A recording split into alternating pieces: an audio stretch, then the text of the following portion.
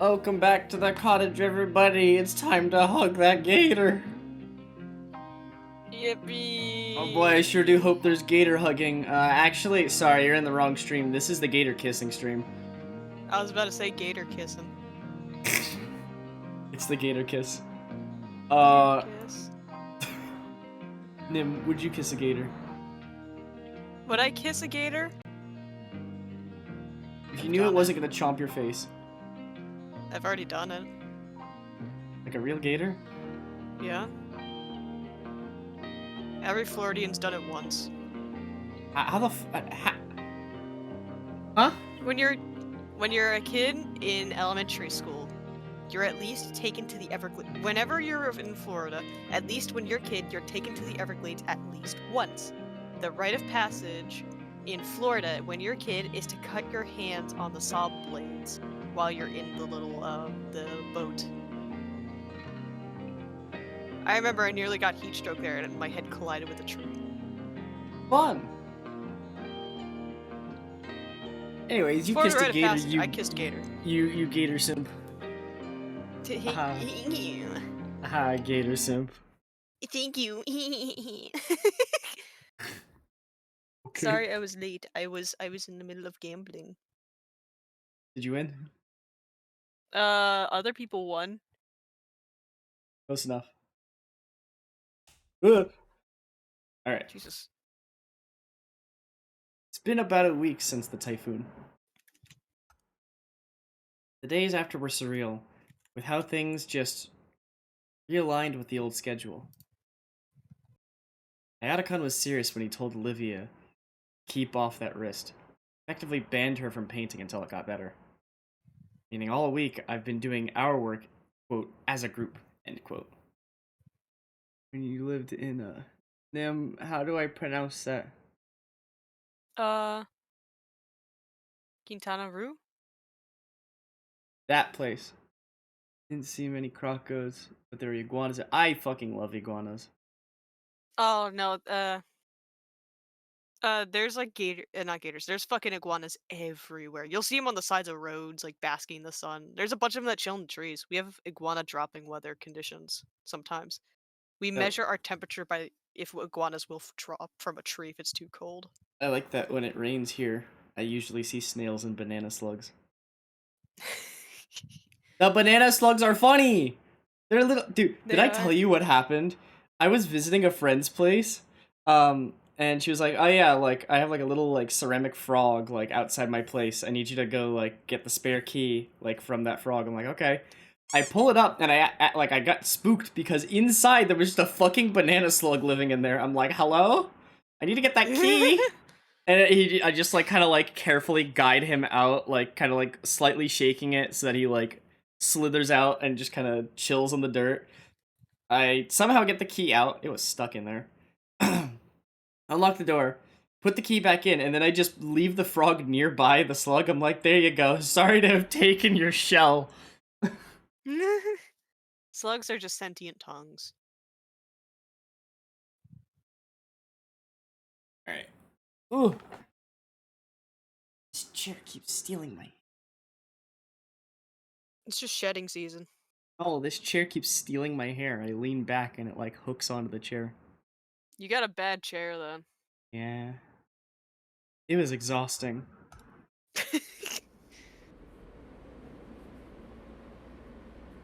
Oh my god, Whoa. Olivia, hi! She's on the train with me. Her hair swooshing.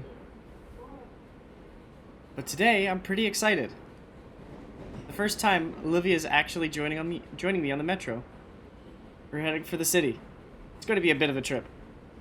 For the last several nights, Olivia has been using my inbox to store sketching ideas while her wrist heals. On Thursday, she even attempted sending a few left-handed sketches, but gave up after the third or fourth malformed rat.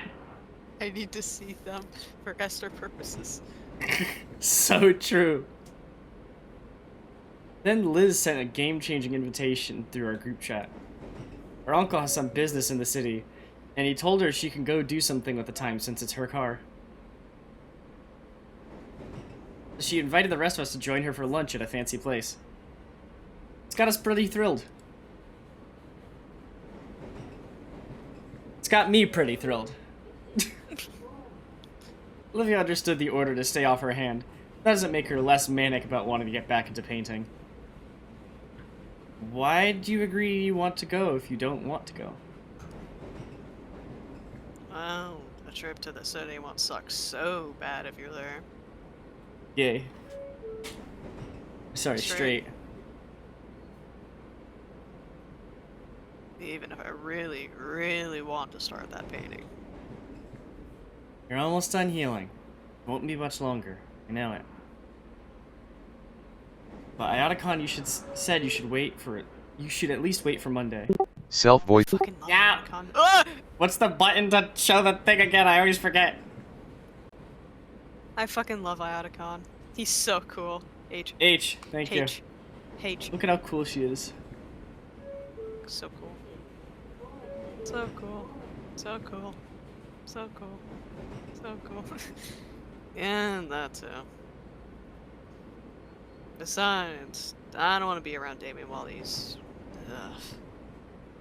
Poor guy looked positively miserable when I picked up Olivia. He was pale and shaking, and the floor between his feet was left bubbling after a particularly powerful sneeze.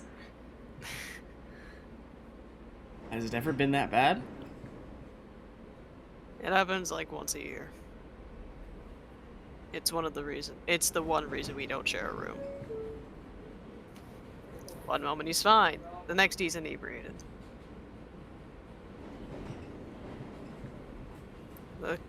This car is weird. You ride this every day?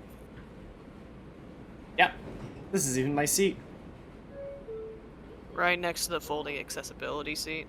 What, did you start counting me for me before we even met? Maybe I did.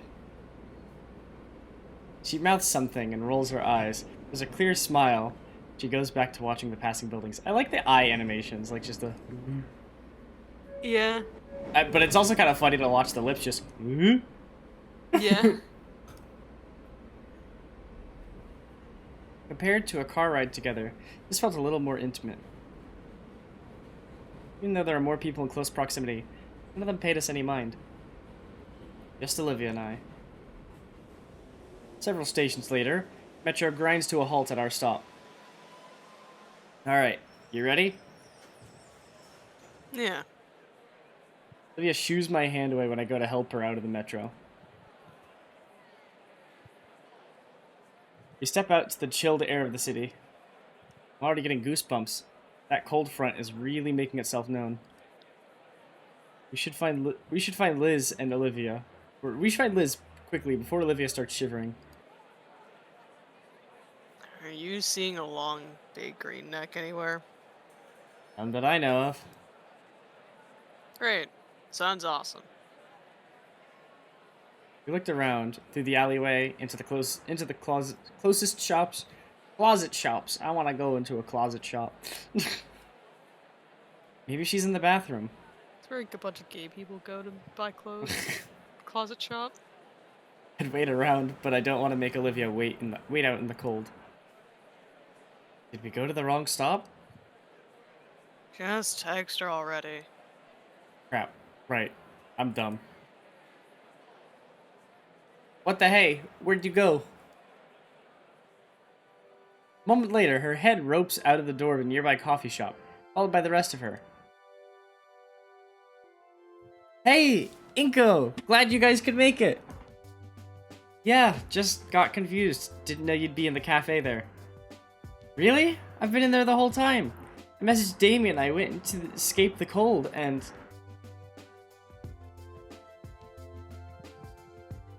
Where's Damien? Oh man, he got nasty sick right before we left. He couldn't make it. But, is he fine? He'll be fine, I think. Okay. Alright. Well, that just throws a wrench into all my plans now, doesn't it? We could still have fun without him, right? Yeah, I know, it was just, well, I was hoping between the four of us, it'd be like a double date. Oh! Ooh, you want a house? You want a house husband? Ooh. Huh? Yeah, Damien and me, you and Inko. All together for a fancy lunch. Liz, Olivia and I aren't... Oh. Oh! I'm sorry, I just assumed. Boy, this is embarrassing. Whole day seems like everything's going wrong for me. It's fine. Yeah, well, we can still have a good time. I'm still having lunch with friends. I'm sure you guys will love it too. Come on. I love Olivia just smiling, just like, haha. Liz leads us through the streets, pointing out our destination when it comes to view through the towering skyscrapers. That's a big skyscraper. That's just a photo. The building is more akin to a narrow spike aimed skyward, with a large disc-like room built near the tip. Can you see that space near the top? It's the restaurant. Ah, it's like one of those weird hotels that has like a restaurant at the top. Restaurant at the top. Like the fucking Space Needle. Like that one restaurant from this one anime, Tiger and Bunny. You should go watch Tiger and Bunny. Not sponsored.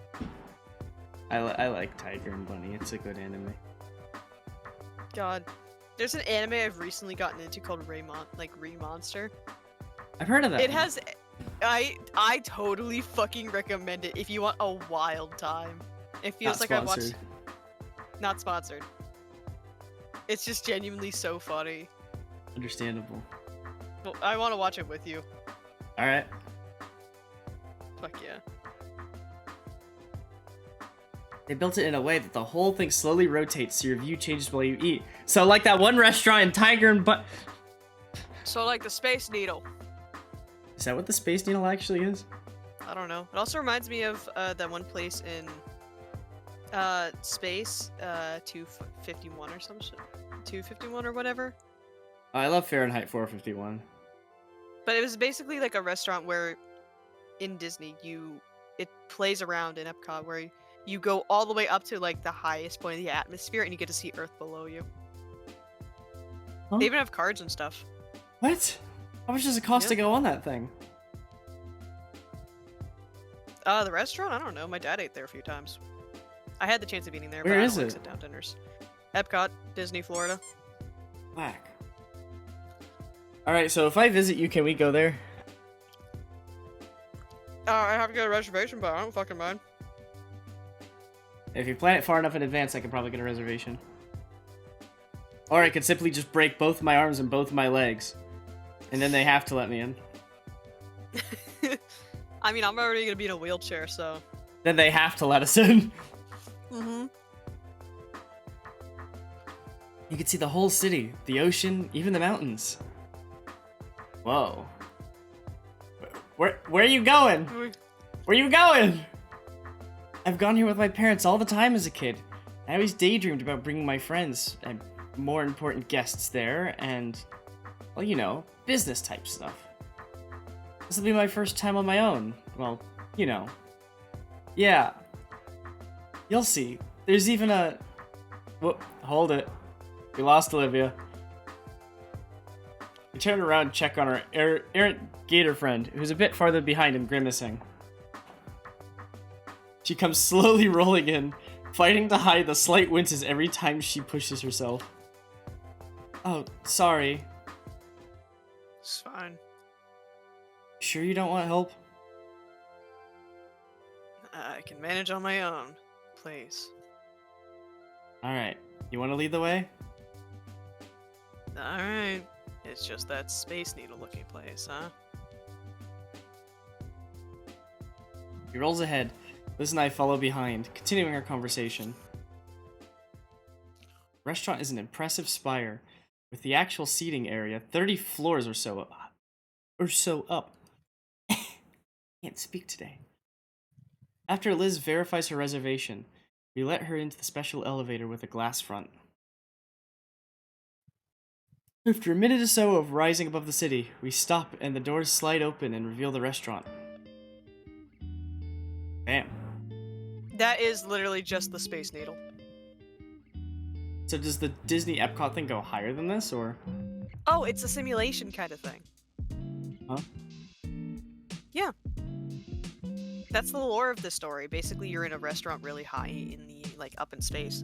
Oh, so it's just a big, like, spinning room that's not actually elevated? No, it makes it look like you're in space, and all the food is space themed. They even have, like, little trading cards, too, that you can get. Oh, okay. You know what I have to say to that? What? Jump scare. Ah! A circular room with seating by the windows, and an inner ring for bars. Kitchen making up the center. Definitely a carefully crafted place. Wonder if it'd be the kind of place my parents would bring me to. The waitress greets us and leads us to the table by the windows. I like how her neck just stretches down, just...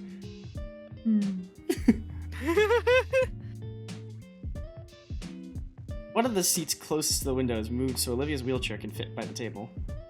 She approaches the space and stops. She's looking down, out the window. Can we switch seats?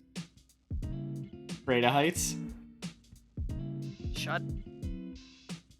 Alright. I oblige, shifting the seat over so she sits instead by the aisle.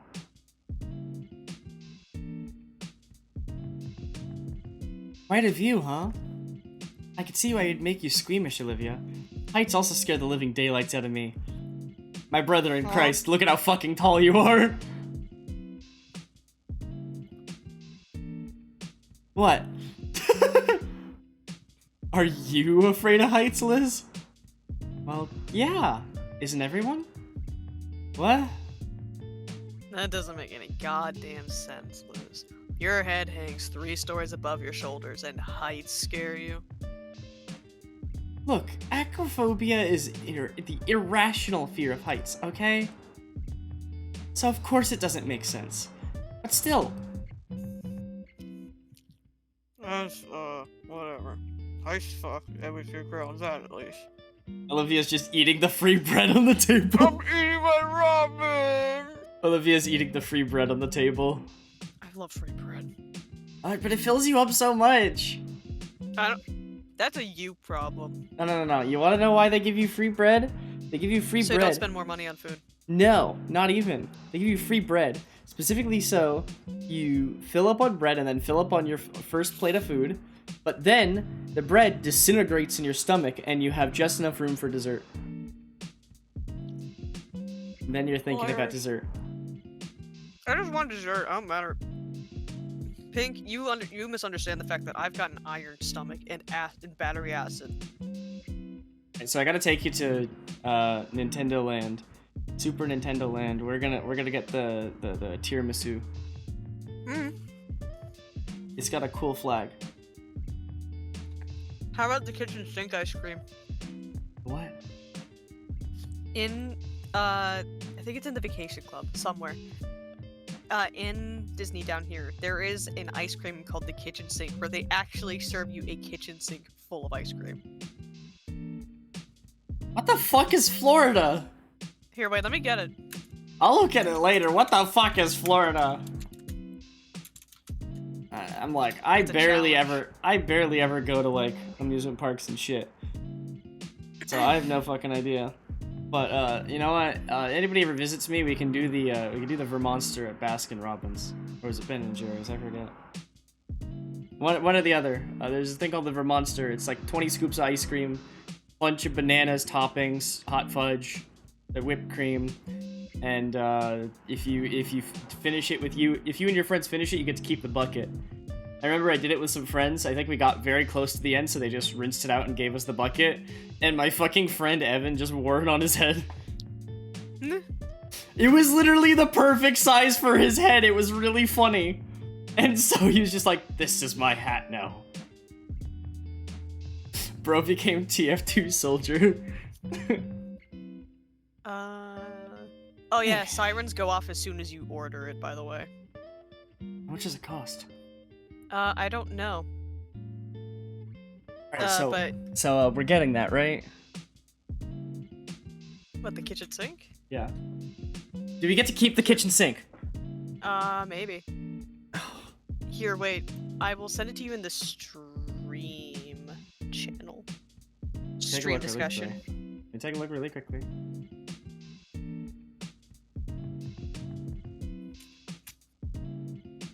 That's all the ingredients, by the way. That's a small kitchen sink.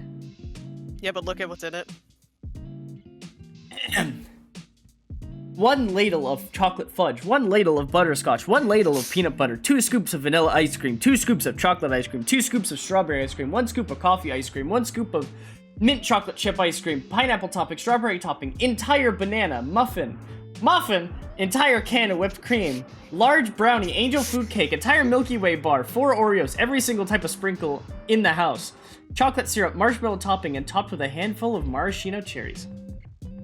Did I show you the, Did I show you the fucking sundae that I'm gonna force Zach to try at some point? Oh. I know they gotta still have it. They've gotta still have it. But, hold on. The last time I visited Hannah, did I show you the sundae that we ate?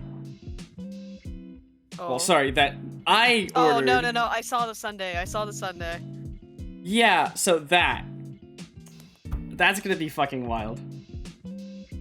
Oh, Alright, Zyro, you come and visit, we'll get the kitchen sink. Bam. Easy as that. It's called Beaches and Cream. The place is called Beaches and Cream. You're a beach. You're a bitch. Oh. Anyways. So, what do you think? It's very nice. I can see why you wanted to come here. Liz nods, and by that I mean she just shakes her head up and down. My family usually comes here once a year. Uncle Ferris has to remember to bring along a letter from the owner saying he's fine to let in, that he won't bring the whole tower down.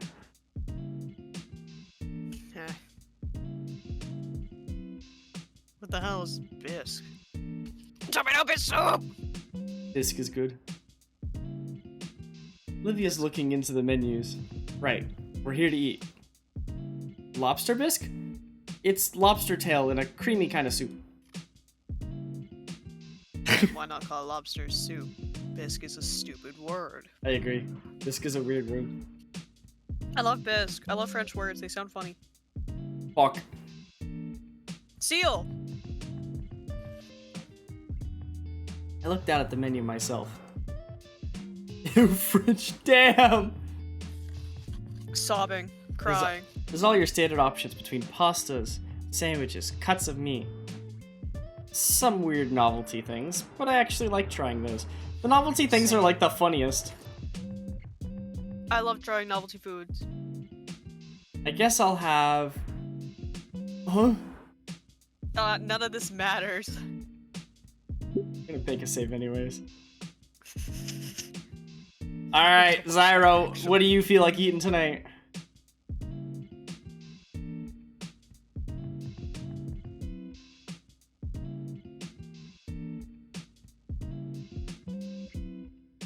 Chicken is the crust, that's so funny. Wait. What? What the fuck? Wait. What? How is there... What do you mean that there's a point here? What if I go samesies with Olivia? Choice paralysis, understandable. Is it for choosing the same thing as Olivia? I don't know. It doesn't tell me.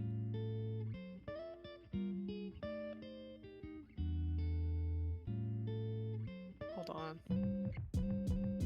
What do you mean this matters? It matters. It's just Apparently food. it matters.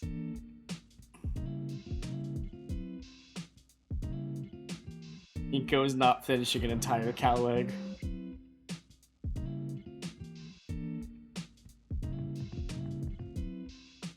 Okay. Luckily, it says there's a point here, but it doesn't tell us. Apparently, in order to get this point, you will have to do some extra work. What the fuck is that? I don't care.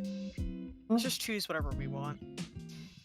I'm gonna go. I'm just curious what they say for each. You sure? With onion rings. You want it? I'm buying. They serve breakfast all day too.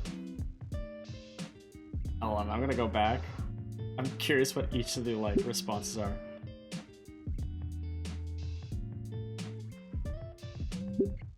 It literally doesn't matter.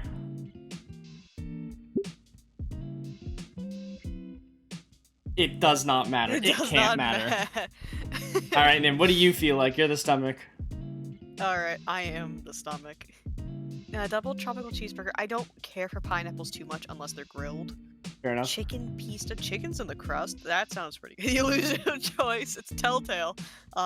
Entire cow leg carnivore section. Same as usual. I don't think Inko would eat an entire fucking cow leg. Volcadero. Kebab. One steak is even carved to look like the restaurant. I'm personally thinking that either the pizza or the kebab. Pizza or kebab, yeah. I guess. I got an idea. Yeah. You take pizza, I'll take kebab. Heads or tails? Ahead. I flipped it wrong. Hold on. Alright, pizza it is. Woo! Pizza with onion rings. I don't even like onion rings. I love onion. Oh, Nim, you know what I challenge you to when we're in person together? Challenge you to an eating contest.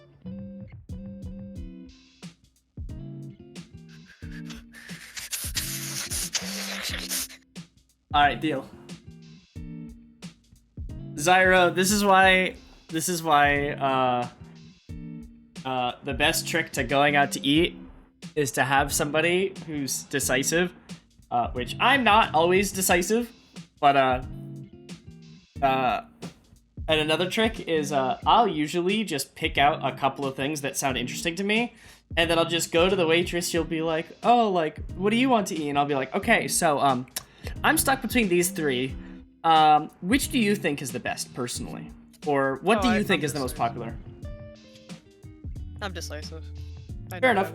It helps a lot. When I was in Illinois, I couldn't decide on, like, anything, so I usually just asked, like, the person working there, I'm like, hey, like, what do you recommend? Like, out of these two or three, you know? And they're usually like, well, this is our house specialty. This one is my personal favorite, you know? I usually just go with their personal favorite. Because if they like it, that means that I'll probably like it. Understandable. That's why you get someone to ask the waiter for you. For me, I actually look ahead. Whenever I'm going to a restaurant, I look ahead at the menu and I just briefly skim the menu, but I already have it set and then I'm done. Understandable. I'm not that smart. I'm just the person that a lot of times people will be like, hey, what the fuck does this mean? Or like, hey, can you ask about this? I'm like, alright. I've somehow gone from an introvert to an extrovert in a matter of like 4 years. I don't know how this happened. I don't know where I am. People go through second puberties. It's very weird. But now I'm the person that just speaks up. Most of the time. Sometimes I still get like super anxious, but I'm not anxiety free, but I can talk people. You're proud in where you are. Yeah. God, I love a pancake platter. I'm going with the Denny's pancake platter.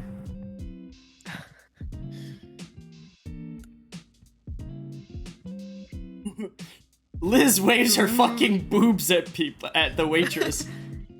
Oh, waiter! Flashes. If someone orders and helps decide, I'll love them forever. Understandable. I'm happy to be that person for people that like helps make decisions. Especially for some people who can never decide on what they want to do that night, James.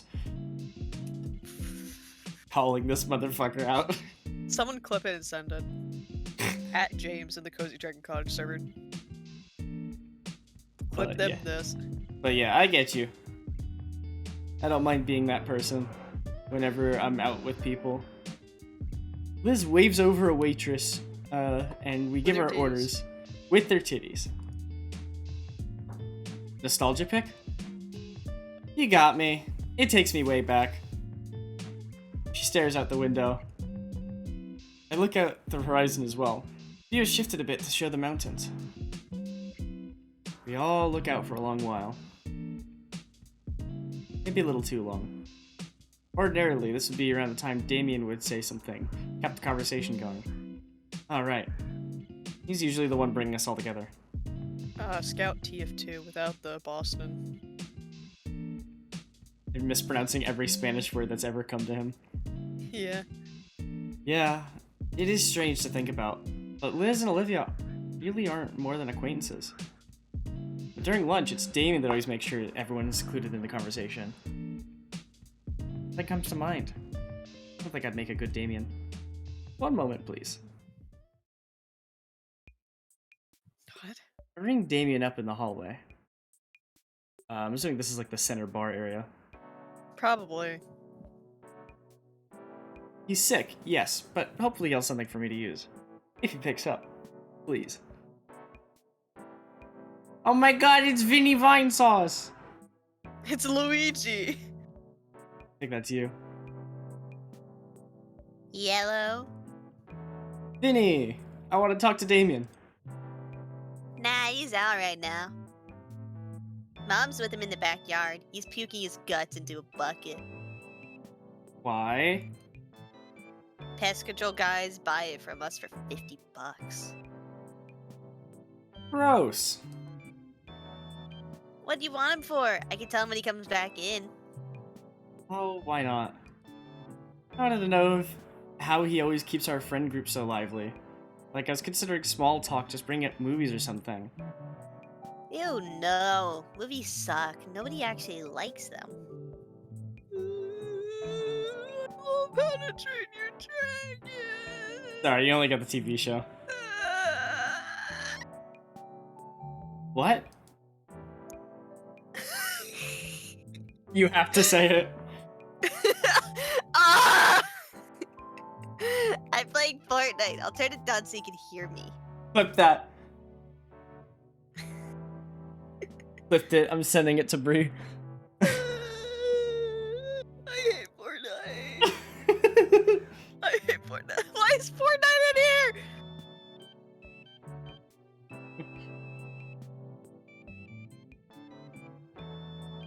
I heard what you said. It was just dumb. Was it? Yeah? There's a pause for a moment. Movies always sucked. Like, they start in black and white without sound, and they never really got better. Even when they peaked in the 70s, they only became barely watchable. Have you ever even watched The Godfather? Dad made me watch that stuff, and it just sucked. No, you probably just didn't get it. Dad explained the whole plot to me, ins and outs, and it was really just mid-trash. That movie won awards. You can't just call it trash. Yeah, I can. Movies are just trash genre content. Even the best ones are usually just polished turds that waste your time. Okay, then, what's a good movie? Ever heard of Mr. B?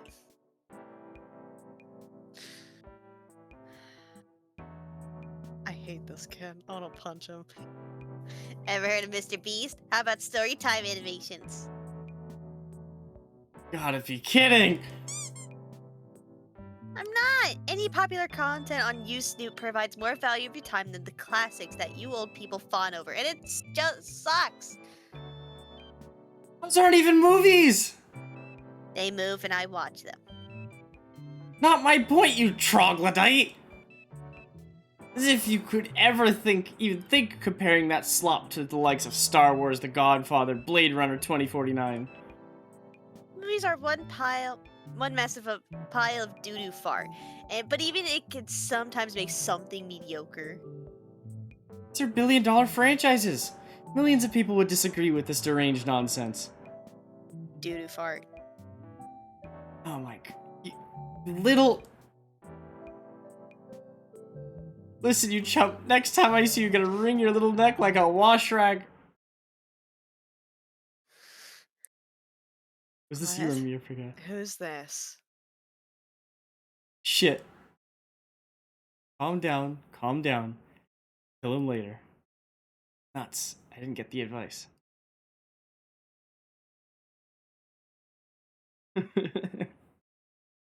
I sulk back to my seat and slump down, catching my breath. God. What a fucking interaction. No, that's not even a Zoomer. That's a Gen Alpha fucking kid.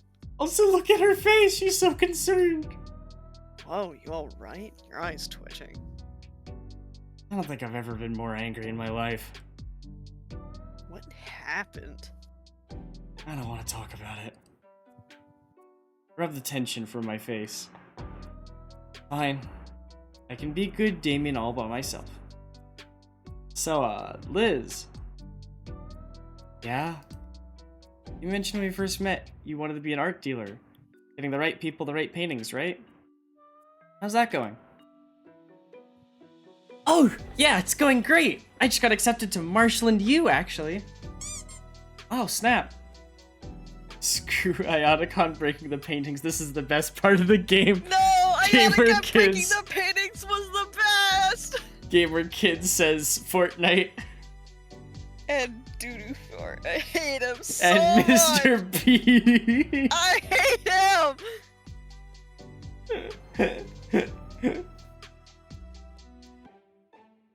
Oh, snap. Yeah, I finally got everything all worked out for myself. I'm gonna hit the ground running once I graduate. That's pretty cool. I'm still figuring things out. You too, right, Olivia? I only got short-term goals right now. You hate because you're old and I'm no longer hip. I'm younger than this pink pink dragon fuck over here. Imagine being only 21. What a fucking nerd. Yeah, Only just able to drink. yeah, I don't care.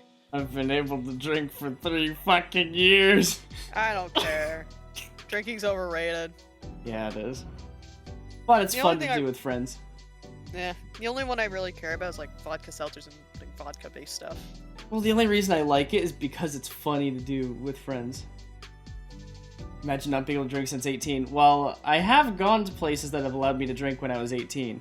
And I also just drank vodka on my college campus when I was 18. But shh, don't tell anyone. You just... No, You just... you didn't hear it. What? What? What? Huh? But Calling I'm the interested cops what right Liz is now. talking about. What are they gonna do? It was like 6 years ago now. Crazy. I remember when you graduated. I have a photo of it and I drew over it. I know. It's a good photo. Right. I'm sure it wouldn't be a problem for Olivia to replace the stolen painting. Mother, I heard that I want to drink. You can drink water. Right, you want some non-adult apple juice? You can have some I apple want apple juice. juice. Yeah, you can have apple juice. Apple juice is good. You can have some apple juice. Don't mind Mom over here. She's gonna have some adult apple juice. It's called cider. You know, I'm actually gonna have some adult grape juice instead. It's called wine. Okay, I'm gonna have some adult bread juice instead. Mead. No, mead is honey. That's ale. Yeah. And then you stole what I was gonna say. Adult, honey. Yeah. I know What the fuck is fermentation. vodka made out of? I'll look it up. Gonna have some adult rubbing alcohol. Fermented grains. Adult Sorghum, bread. corn, rice, rye, and wheat. Adult potatoes. We're gonna have some adult sugar? potato juice. Adult potato juice. Yeah. You ever had fucking potato juice? Apparently. I had it in a Hold fucking on. seltzer. Hold on. Potato juice. Adult milk. That's What the cheese! fuck? Why is it orange? Oh, why is it orange? Why is what orange? Potato juice. It's either piss yellow or orange. I think it's orange because of sweet potato. Wow, that's just like a regular, like, Idaho yellow. Shit's weird. You're weird. Did you milk a potato? I've milked more than that. Well, anyways. Sure, it would be a problem for Olivia to replace the stolen painting. But what was annoying, trying to contact the Treasury and Administration about the broken cabinet. I mean, what even happened? Whoever did it, I wish they could have dealt with Miss Scalar's neurotic tantrum the way I did. We're still finding glass shards all over the floor, and I get screamed at as if I'm the one responsible for it. Don't eat potatoes raw. Eat potatoes raw. They're like rock fucking hard. Eat potatoes raw. No. Scalar needs to put the coffee mug down sometimes. Jeez. It's not a problem anymore. We already ordered a new display. It should be installed next month. Oh. I got off track. What were we talking about again? I don't eat raw potatoes. I like baked potato because then I just eat it whole. I like fried. I like eating whole Fried baked and boiled with potatoes. salt. I never liked potatoes. Or originally I never liked potatoes. Fair enough. I only liked them because of fucking french fries and other stuff. Potatoes are good. The art dealing thing. I'm actually interested. Oh, well, the plan is to be able to open up my own business. I'll start it online and work my way up to having a physical location. Uncle Ferris told me he's willing to help me figure the legal part out. I've already gotten a few connections, some people that might be interested in being involved in that run, some pretty decent prices. For me, I mean. And I'll be selling my own works too. Belgian fries are top tier. I don't think I've ever had Belgian fries. Fair enough, they're pretty good. I've gotten even better at painting since the start of the year. Have you noticed? I think you have, yeah. Although since I'm no artist, I'll admit some of the details are probably lost on me. Liz nods. Maybe I'll buy one sometime. They'll give me a discount, right? Huh? Maybe. Olivia, have you painted anything good recently? No. Sorry. It's fine. Well, I got one I really want to be doing. Why don't you? Because I got dragged here instead. Dang it, Olivia. I mean, not that I'm mad. Liz looks like she wants to say something. The thought dies on her tongue. Yeah. Hydrate. Water.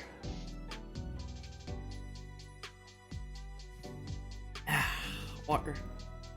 Well, Conversation and the tension, thankfully, gets interrupted as our food arrives. Social media influencer in me itches to take a photo of each plate, especially with how good the presentation is. Dang, I should have brought my camera along with me. Wait, I have my phone. Say, Olivia. Oh. I turned just in time to see her clamp her jaw on the hunk of meat, tearing it right off the bone. Never mind. How's it taste? Takes a moment to chew her food before setting it down the hatch and smiling as she gives me a greasy thumbs up. Bro moves her neck down. Liz chuckles from Olivia's good review as she lowers her head to get the first bite of her pancakes. I like how her arms are always behind her back, so she's just digging in with her face.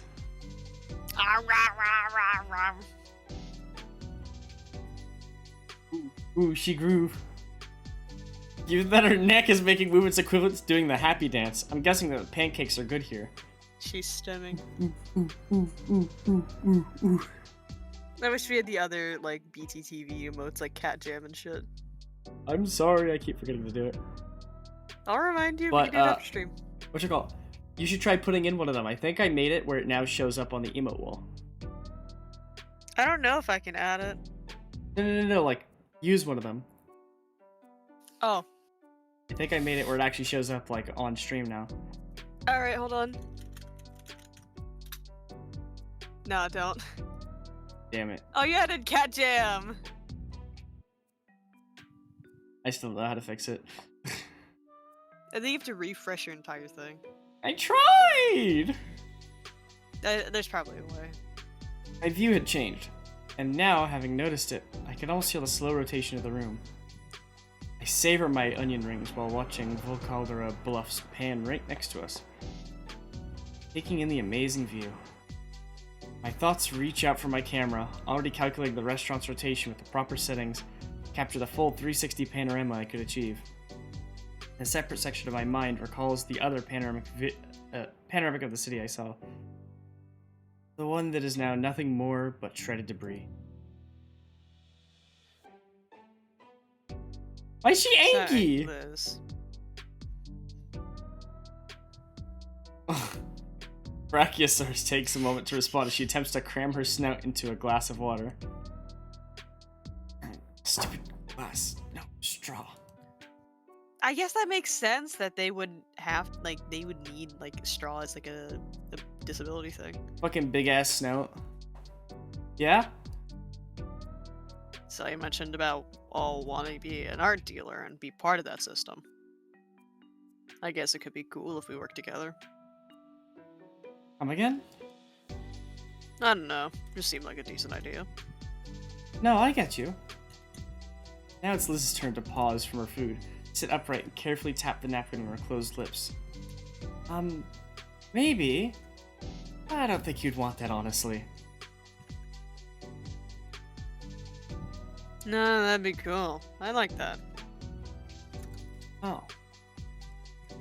Yeah, maybe. Not sure. Not sure. Yeah, I'm trying to get this whole thing off the ground on my own. Without others' help, right? Like how you feel about your art stuff. That's different. The point is, it's important to me that my start is as self-sustaining as possible. But you just said you had connections and your uncle. Yeah, family and such, not, Olivia raises that iconic eyebrow. Friends, or is it just me? Olivia, don't even start to make a scene. I have to do something. Olivia, Liz, come on, guys. Can we finish lunch first? How am I making a scene, Liz? I'm just curious about your life for once. Not like this, then. Rather you go back to giving me the silent treatment. Oh, no. Oh, no. What have I done? What's your deal? Damien and Ingo want us to be friends. Here I am actually trying and... what am I not worthy enough for? Are you stuck up? Ugh. You didn't want my friendship before. Or Damien's. For years. It just sounds a bit like you don't want to be friends now. It just sounds a bit like you just want to be friends now because you can get something out of it. Oh shit. I want to be friends, just not like that. I thought things would finally start getting good. Yeah, there's lots of people less fortunate than you. You have the support of your friends, all the offers. You can't blame me if you just ignore both. Liz, let me finish, please. I'm not mad. I envy you. I admit it. Anyone would. effortlessly getting that attention and help. I hate it. No. And I know it's wrong. That's what I've been thinking for a while. See all these things you have available to you all these years. You just take them for granted. Just think it's a wasteful way to live. Look, sorry. I appreciate you guys.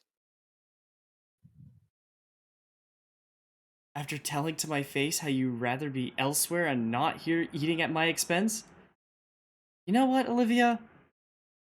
This is the most nice I can do for you at the moment, because you really don't deserve anything else. She fucking angry. Liz! Liz claps a hand over her mouth.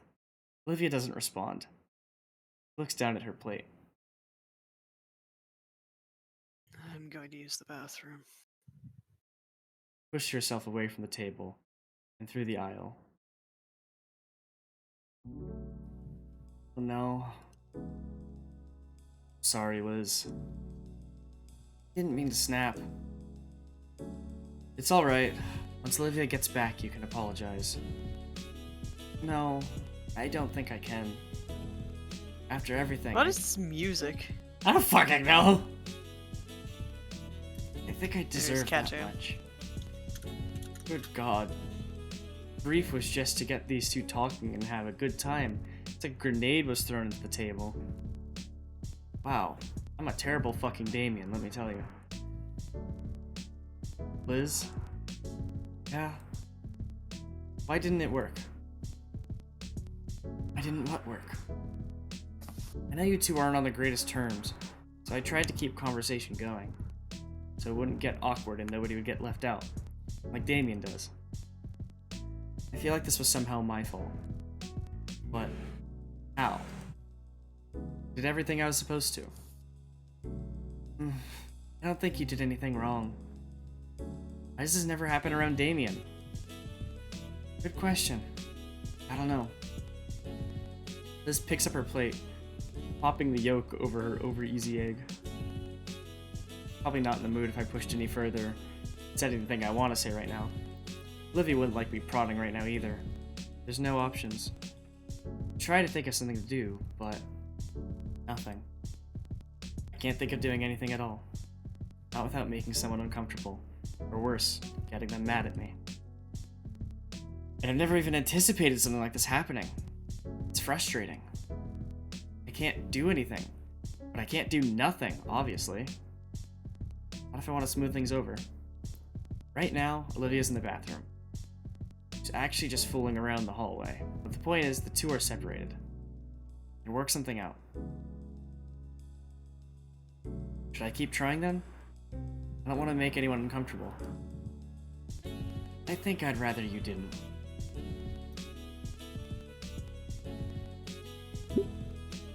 Shit ass. Fuck. I think we should... I think we should maybe find Olivia. Is this you knowing, or is this just you? You can do whatever the fuck you want. But is this you knowing, or is this... In, me knowing, but also just... I think we should go to Olivia because they're just alone right now. True. And after that, that fucking cut deep. Olivia's already been through much, but goddamn, Liz. No, I know. I was going between these two. Yeah. I think Olivia needs someone. Heavy breath escapes from me as I stand from my chair. You'll excuse me, Liz. Her head tilts comically further than needed in question. Just want to check on Olivia. Oh. She waves me off as I turn away. Make my way to the restaurant. Huh? I was gonna say, I can get why Liz is upset, but she did not need to say that. Seriously. Girl, like, angry Sprite. Like, hold on, I'm going back. Girl went full fucking angry Sprite. Look at that face. Jesus Christ. Her fucking hair frizzes up and everything. Yeah, And I can get why she's like pissed and everything, but at the same time, like Olivia's been going through shit behind the scenes. Like a lot. Yeah. Make my way through the restaurant. Part of me marvels at how I don't even feel the room spin. Kinda makes me dizzy, honestly. But it's just mental busy work to distract myself. After all, I have no idea what I'm gonna say to Olivia. Hey, Should I ask her how she is? there you go. Spot now. Hey, just came to see what you were doing. Thought I had more time to think about things, but instead, being by the restrooms Olivia was. Why are you here by the bar? I wanted to see if they'd give me a mimosa. Fucking love mimosas. What? Mimosa. You know, like OJ and champagne. Olivia, you can't drink. Says you. I love Olivia. It's just me. It's just fucking me.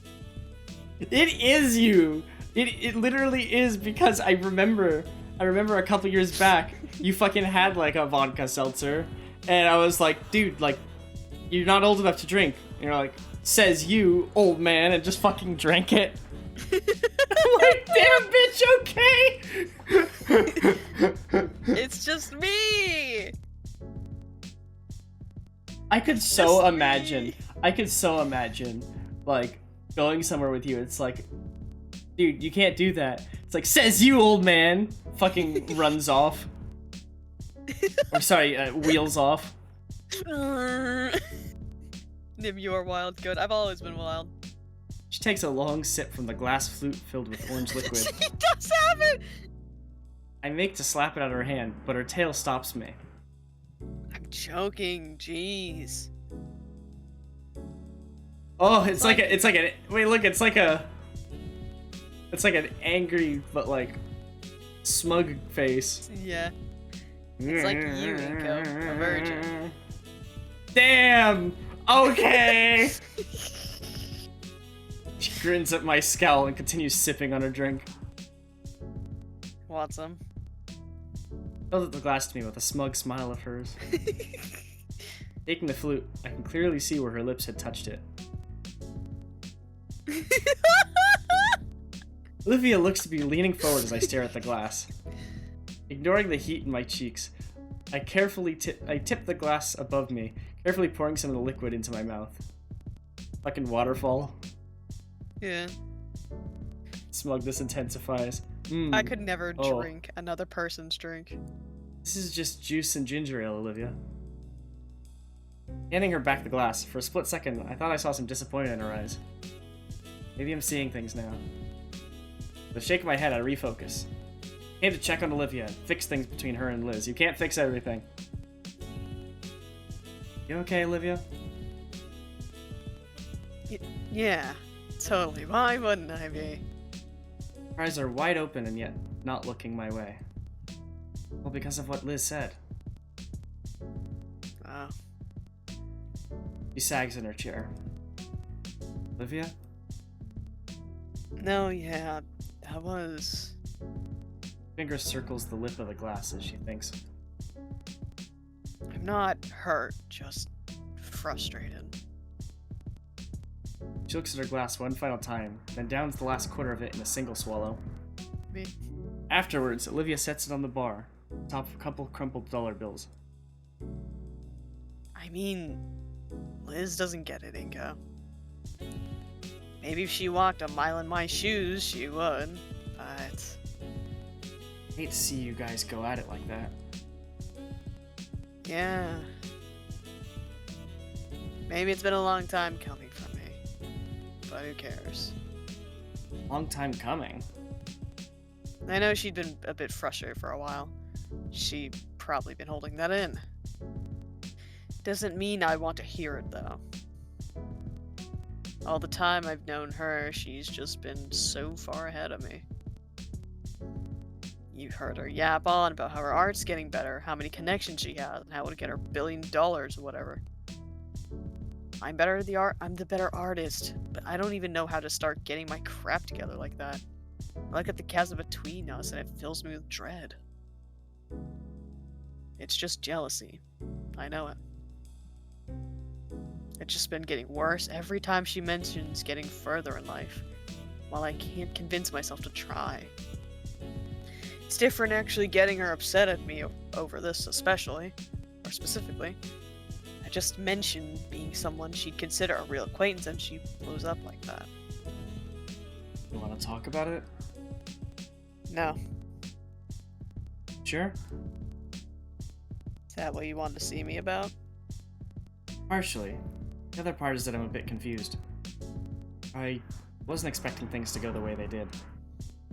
So I came to see you, to ask for help to make this right. Uh-huh. Well, I'm not apologizing if that's what you mean.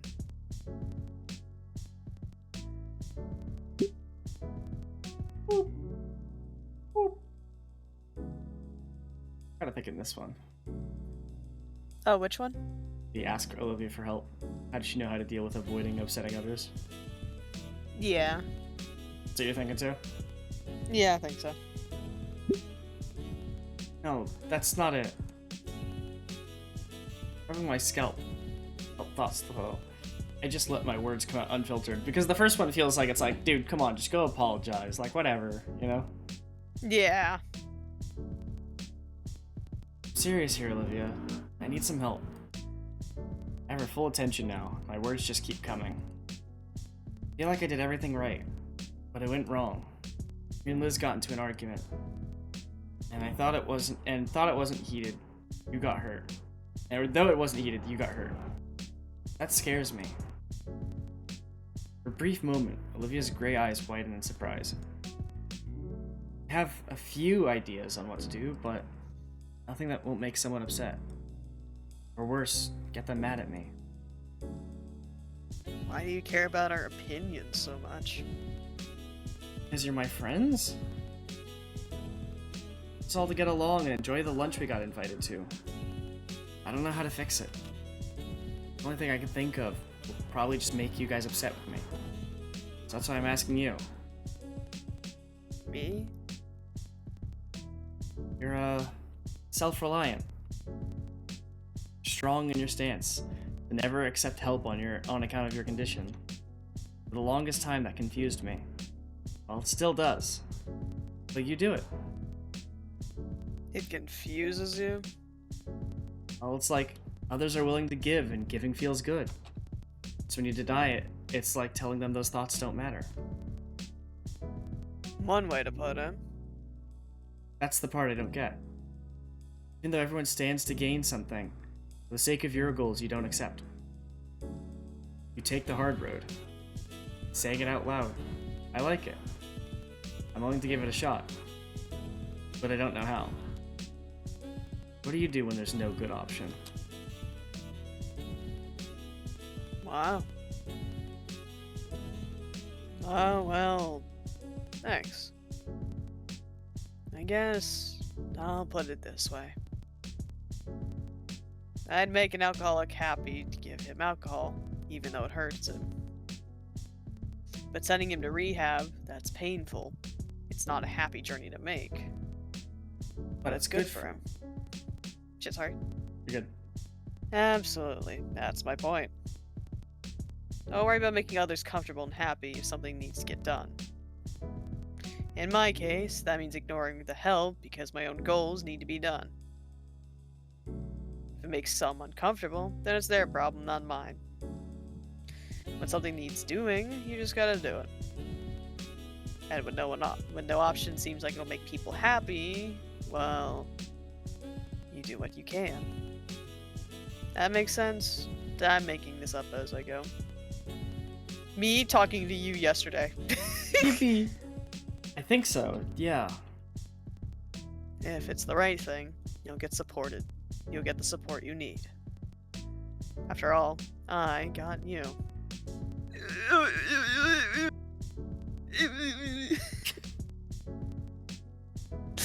By the way, that's the sound I always make whenever I type out like with like UW, like UEUE. Yeah. Even if you don't, standing alone for your standards is cool. You'd be trying, and that's what matters. Yeah. Thanks, Olivia. Hey, you're welcome. Saying all that out loud is helping me understand a few things too. You ready to head back? I have an idea on how to smooth everything over. Sure. I'm curious what you have in mind.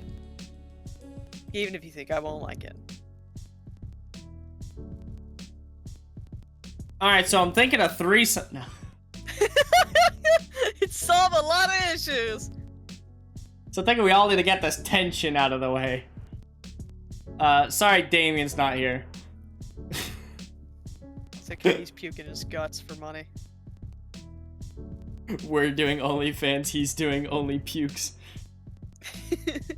Fucking hellas. This is baby shit compared to what I hear in our VCs. Yeah, I say some really cursed shit. If you're ever in a voice call with me, I say some. Literally yesterday I was playing Celeste and I said I want whoever made this tutorial to fucking cry for me. I'm unfiltered sometimes. I remember the fun shit, like, I want to play the Forest again, like Sons of the Forest. I want to play it with you, because I mean, when guess we played what's the Forest... going on sale soon? Ooh, I don't have it, but... That's what I'm saying, guess what's going on sale soon? It's when summer we sale. played the... When we played the Forest, I remember we said some batshit insane stuff. Like me saying the fucking oven, like you saying the oven thing, and I say, I'm German, I can do it. Right. I love the Forest, just us together and like everyone else. Yeah. So like, I want to get you to play Raft or something. Raft is fun. Raft does seem fun. I feel like I'd fish all the time though. I'd sit at the raft and make it look nice. I mean, that's fine. I'd make a full-on ship. Alright, bet. Let me see how much Raft costs. I am a housewife. Yippee! I think you mean house husband? House Nim. House Nim. House of Nim. It's not Fort Baskin Robbins. It's Ship Dairy Queen. So in Sons of the Forest, is it gonna be like, what do you call it? Camp Ben and Jerry's? Yeah! Yeah! So Fort Baskin Robbins of the Forest, what you call it? SS Dairy Queen of Raft. SS Dairy Queen on Raft, and then Camp Ben and Jerry's in Sons of the Forest. It's so fucking stupid, I love it. We gotta find another survival game. We gotta find another ice cream shop that's like popular. There's Coldstone. True! Oh, why didn't I say Camp Coldstone? Fuck! Nah, it's Camp Coldstone now. Wait, Camp Coldstone, base Ben and Jerry's. I don't fucking know. I'm out of alliterations. I start heading back to the table. Olivia follows close behind me. We should stream it. We should stream like Forest or Sons of the Forest, or both. Or all three. Raft is interesting, but the story kind of fell off. But it's still alright. It's a good game. It'll still be fun to do. Yeah.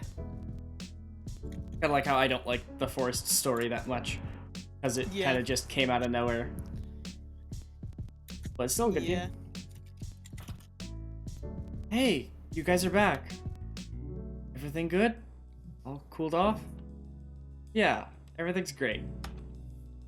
I want to give my 2 cents. Try to resolve everything. Fuck! Both of you are wrong! Fuck both of you! No, I think that's a good option though. I think it is. They both were kind of in the wrong. Can't decide who's right. You guys are my friends! Liz is right, Olivia needs to think of others more. Olivia's right, Liz is being petty. No, they were both wrong. Both wrong. Both wrong. Take a deep breath. I don't really want to have to do this. Olivia watches carefully. Talk me through this. You can do it. Don't stop being my friend over this. Get over yourself, Inko. Say what needs to be said. I think you're both acting silly. Really? Both of us?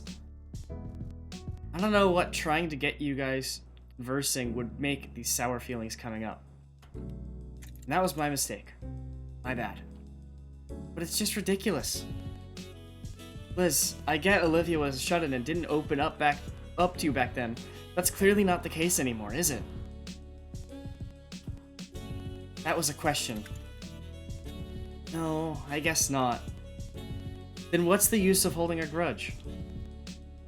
Accomplishing your goals on your own is fine. That's your prerogative. You're telling me prerogative is spelled with 2 R's? Yeah. Prerogative? Who the fuck pronounces it prerogative? I don't know. I hate English. English is stupid. But when you say Olivia's treating you differently just because she has something to gain, you know that's not right. And Olivia, I hate to say this, you have been pretty thoughtless here as well. Liz is trying to do something nice for us, and hey, we all got to have a nice dinner in this crazy place. But when you say you'd rather be at home painting, it's not just insulting Liz. It tells me you'd rather not be here with me as well. I love how much you've opened up to us, Olivia. What seems to me is that both of you just refuse to see eye to eye. Too much pride going on. The sooner we stop trying to get each other the act way we think we should, better. Fucking hard agree. Hell yeah. I set myself to too high of standards sometimes, and I've been taking coaching recently. Check out. No, I forgot to tell you, I've been doing coaching. I have another session in about 2 weeks. But whatchamacallit? They were like, I was trying to figure out like why I constantly like get upset with myself, and they were like, do you ever feel like you may be setting standards for yourself that you think other people have for you, but they don't? And I'm like, huh. Huh. Wait, what the fuck? It's back. Like, you know what I mean? It's like my brain sets these standards of, oh, your friends expect this from you, your family expects that from you. When in reality, I can ask them that and they'll say, no, not really. Like, I just want you to be you, you know? Yeah. And it's like, damn, that shit hit hard. I was so fucking like, just not knowing what to say. But yeah, she pretty much told me that like that she thinks that I'm setting too high of standards for myself, and that I'm setting standards that other people have for me that in reality they don't actually. Like saying, oh, my friends expect this from me, my family expects that from me, I should be able to do this, I should be able to do that, you know? Fucking wild. Shit's wild. Anyways. What? There is a fucking Reddit place of my home city with 25 members and top 4% by size. You know what else is top 4% by size? What else? What else? Liz's neck. Yeah. Cause I was looking for different types of ice cream places, and it showed like ice cream places around my house and like in my area. But when I was looking at Uber Eats, I'm like, oh my god, Haagen-Dazs! So now I have House Haagen-Dazs. Nice. Sooner April reach. Fools, everyone's ice cream. Sorry. You're good. Quick, somebody use the ask Nim to name you or label you something. Randall point redeem. The sooner we try to stop acting the way the other wants us, the sooner we stop trying to get the other to act the way we think they should, the better. And I thank you for your advice. I hope you won't be mad at me for saying this. Just please, be a little more considerate. Fuck you, Nim, now I want ice cream. I satiated myself with a tiny bit of cookie. I have ice cream downstairs. It's blackjack cherry flavor. I just had like a tiny bit of chocolate chip cookie. As we had some leftovers. I'm hungry now. I want ice cream. That's it. Again, sorry if I went too far. Right. It's a little eloquent for such a little argument. Well, it was bothering me. And it would have turned into something more, given time. Alright. That's fair. Appreciate the effort.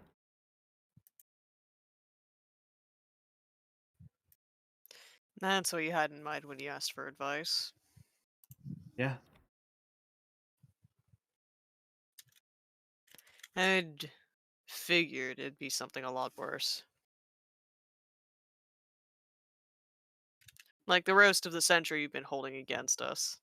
Well, anyways, you green motherfucker. That's racist. Or speciesist, I should say. It's okay, they're both green. But if that's it, it's also decent. You're usually pretty thoughtful, so I guess I could see how that was a lot for you. We're nearly adults, and that's not going to bother us. At least it shouldn't. So, are you good? Yeah. Thanks, Inko.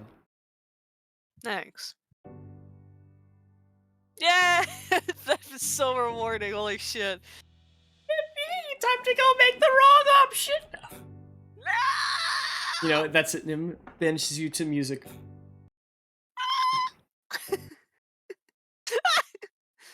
Time for the one-note musical darkness. Stop touching the piano, Nosferatu!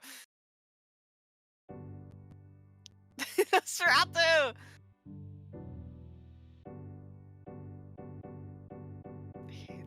I'm getting Windows errors. It's telling me you are an idiot and laughing at me now. Thanks. That went much better than expected, but for some reason somebody turned the lights off. After things settled down, we finished our meals, and then I touched the piano again. Well, Olivia finished our meals. Liz noticed it first when one of her whole pancakes simply vanished. I thought my onion ring pile was looking smaller by the minute. Looking Olivia's way, she simply waved at us with the most bizarre concoction of onion rings, flapjack, syrup, and beef on her plate. So, Nim. Huh? This. That's you. Jesus Christ. Except instead of onion rings, fries. Oh, fuck yeah. Or Fries, fried pickles. flapjack, syrup, and beef. Yeah, I'd eat it. Well, I'll make you guys better food than this later. Theft of our food stopped shortly after that. Though the portions had diminished, we were all thoroughly satisfied with the meal. I offered to pay, or at least pitch in with a check, but Liz refused. She insisted, since it was her idea to begin with. But I had always figured it was the man's place to pay for a date. This was a date. Kinda. Neither of our hands lifted from the tiny leather booklet. I don't know how long we spent playing tug of war over it. Olivia at least found it amusing, even recording our stare down on our phone. But victory was mine, as I managed to palm my debit card to the waitress before Liz could give her back the bill booklet. With that done, all that was left was for us to making the most of the view. Olivia led the way to the observation deck, the floor beneath the restaurant. And she immediately regretted it, as the blast of cold air had me a shiver a bit. The altitude plus the late fall weather meant the deck was mostly clear of guests. The view was easily worth the cold. I made a mental note to come back here one day with my DSLR.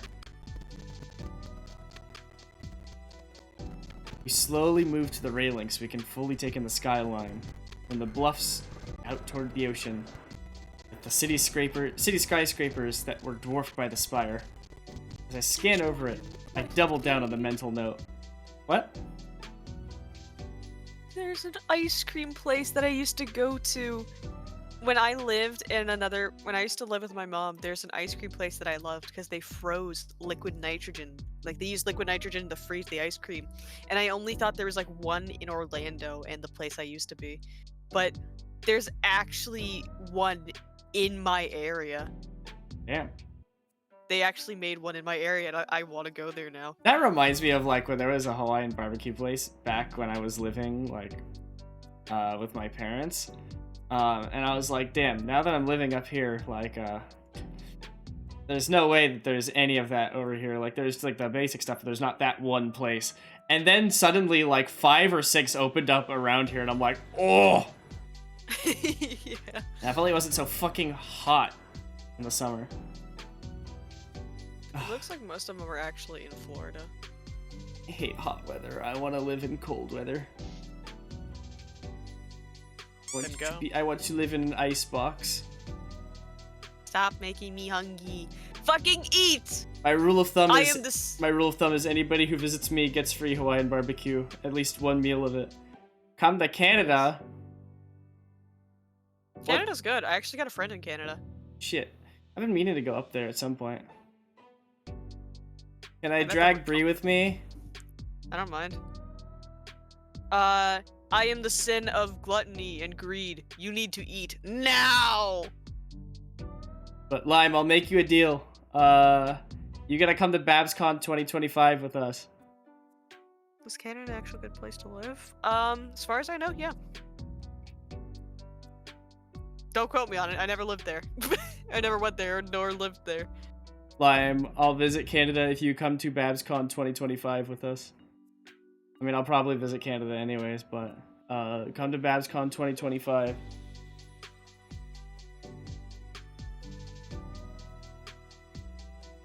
You've never seen snow? I live nearby to the international airport, so I can help out with that. Besides that, it's getting a what's it called?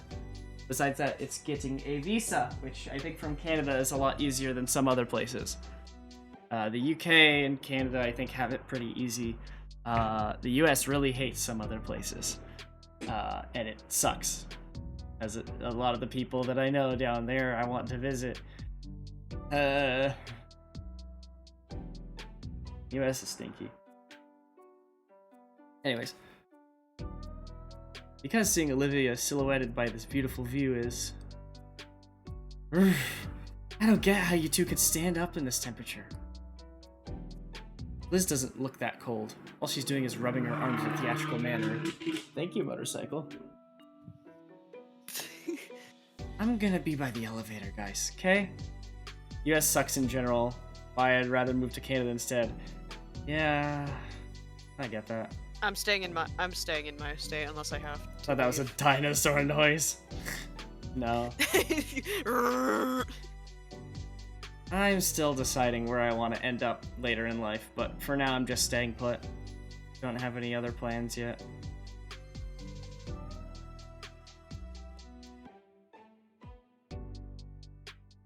Her head moves next to Olivia. There's hushed whispers shared between them. Finally, Liz's body turns and leaves, her head followed shortly after with a beaming smile. Olivia? Don't ask. Her eyes remain on the horizon. It is a little colder, though. Olivia's face is slowly turning red. Something up? Well...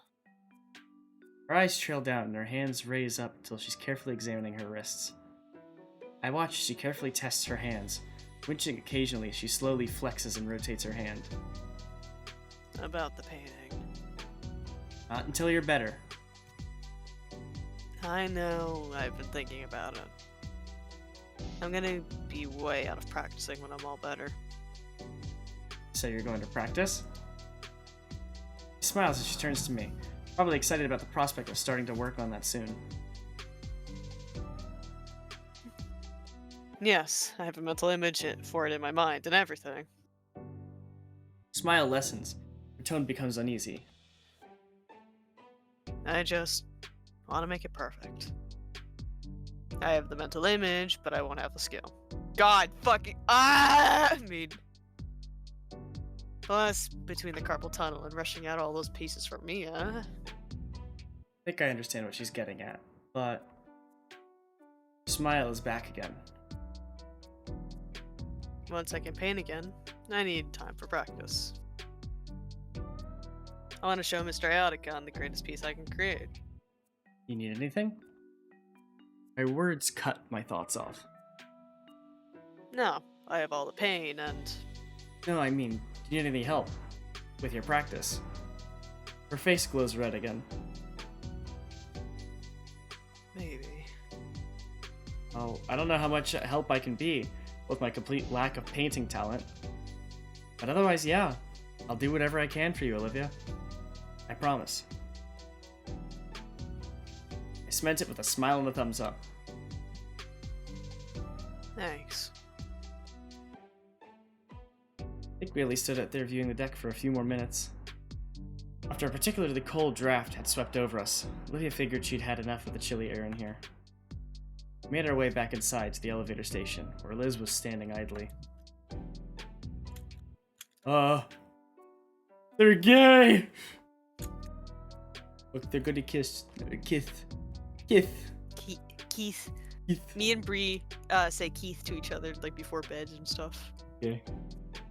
Yeah, we know. She and Olivia look at each other for a moment.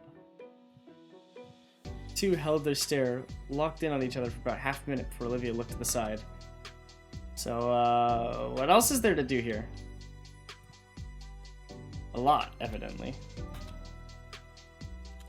Once we'd gotten back to the terra firma, Liz had taken upon herself to walk us around the entire block. Terra firma means it's another word for earth. Oh. Or land or ground. The whole area was like a miniature theme park, with a lot of street vendors selling tourist trap gifts.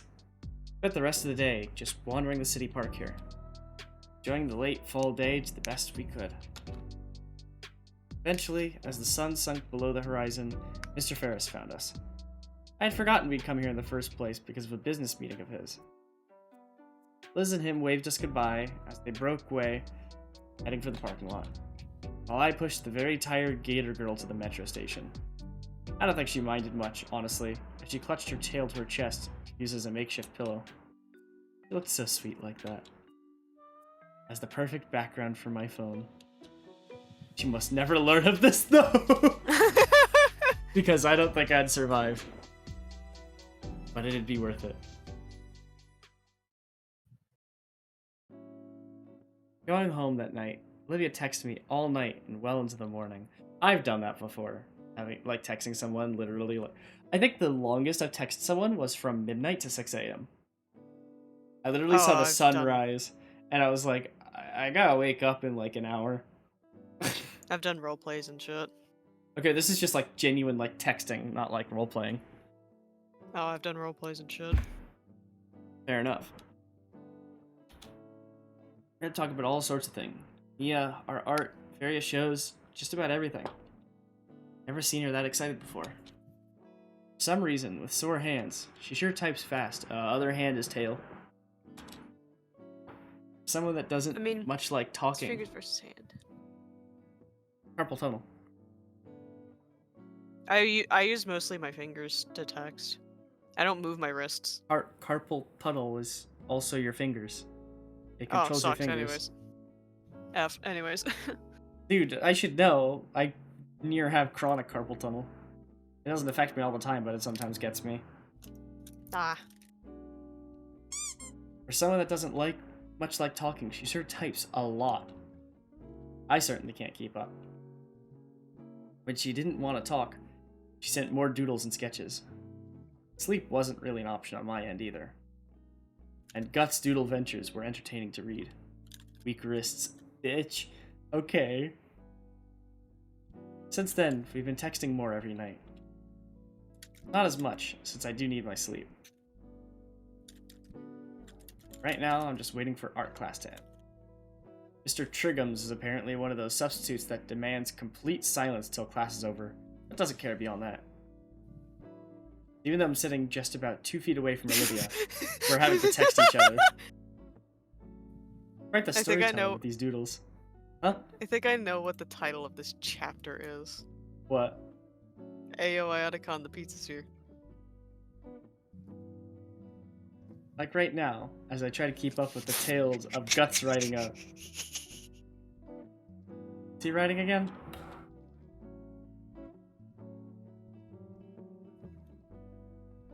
He's piloting the main golem from Gundam Finn. Giant robot from one of those shows she's been wanting us to watch together. I mean, we would. I totally want to. Just Olivia and I, sitting side by side on my couch. Maybe as we're getting tired, we start leaning against each other. Simp! Shrimp, I could even offer to keep her warm. Whoops. Catching my phone. On the precipice of my desk, I see that Olivia had sent an even more detailed version of the previous Gus drawing.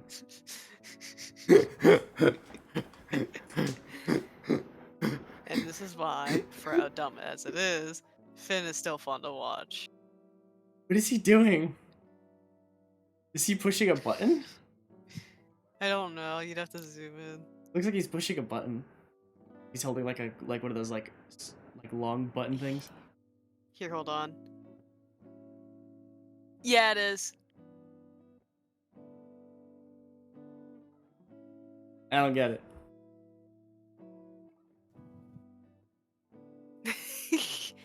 Well, you almost didn't get your phone just now. Damn, rude.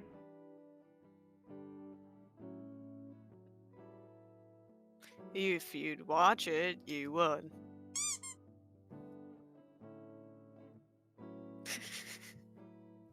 Me too.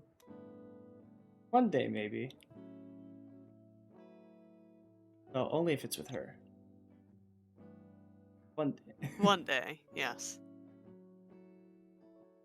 Ah, crap, teacher. Don't want to lose my phone. Yeah.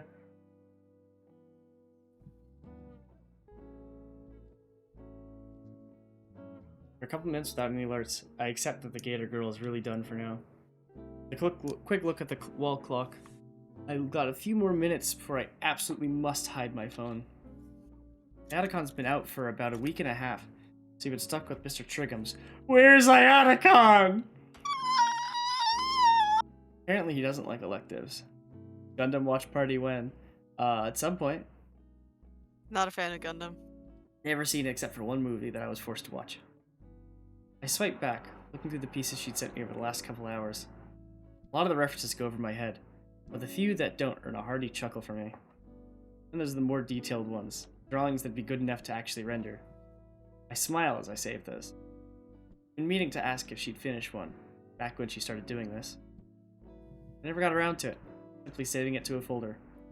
A folder that's grown to a couple dozens now.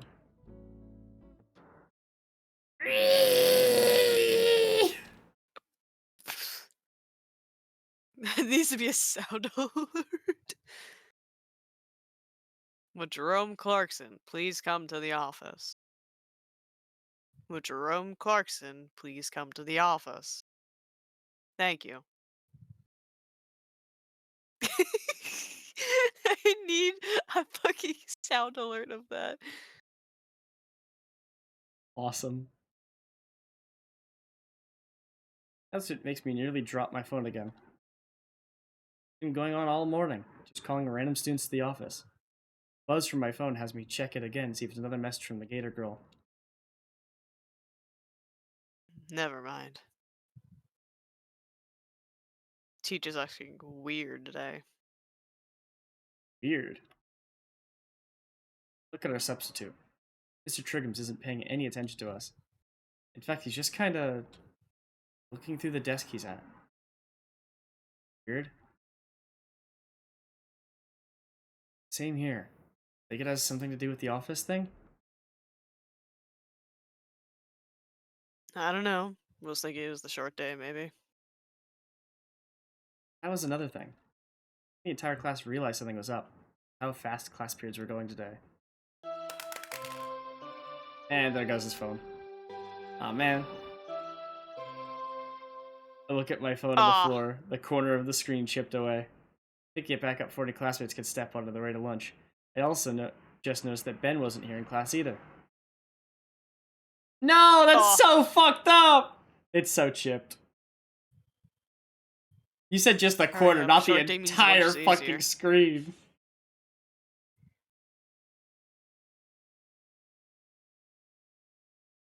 Heading to lunch. Why do I have a bad feeling? I have a really bad feeling. Heading to lunch. Realize I'm not actually that hungry. Strange, but I guess it's an internal clock thing. I'm just so used to eating at the same time every day. Yo, look, winter! Looks like I'm not the only Goddamn. one. The usual war zone in the cafeteria has expanded to spill into the surrounding hallways. It's loud enough to even cover up the continued announcements. Urkel. Thank you. What does Urkel mean? Urkel. Urkel. Thank you. Thank you. Mostly. Gotten pretty good at weaving through the chaos, relatively unscathed. But man, these guys have way too much energy. What are they even fighting about? As always, table in the back is left alone. What is she holding? It's one of the dinosaur head grabbers. Yo! Damien is chattering loudly about his day so far, with Olivia, who's occasionally poking Liz across the table with a toy claw hand. Liz flails her arm to shoo away the offending poke, but never bothers to crane her neck down from the rafters. She perks up when she sees me. Yo, it's Inko! I've stopped puking my guts out, brother!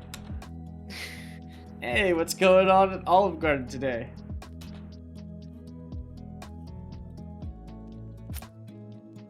Whack his noggin. The meter stick falls on my head. Ah! It's just a joke. A quip. How long did it take you to come up with that one? It was about 2 in the morning last night. Whack him again. Hey! Best $10 I ever spent. Looks a little familiar, doesn't it? Yeah, that's what I thought when I saw it. Just like the real one. She'll bully you for saying dumb stuff. Bite me.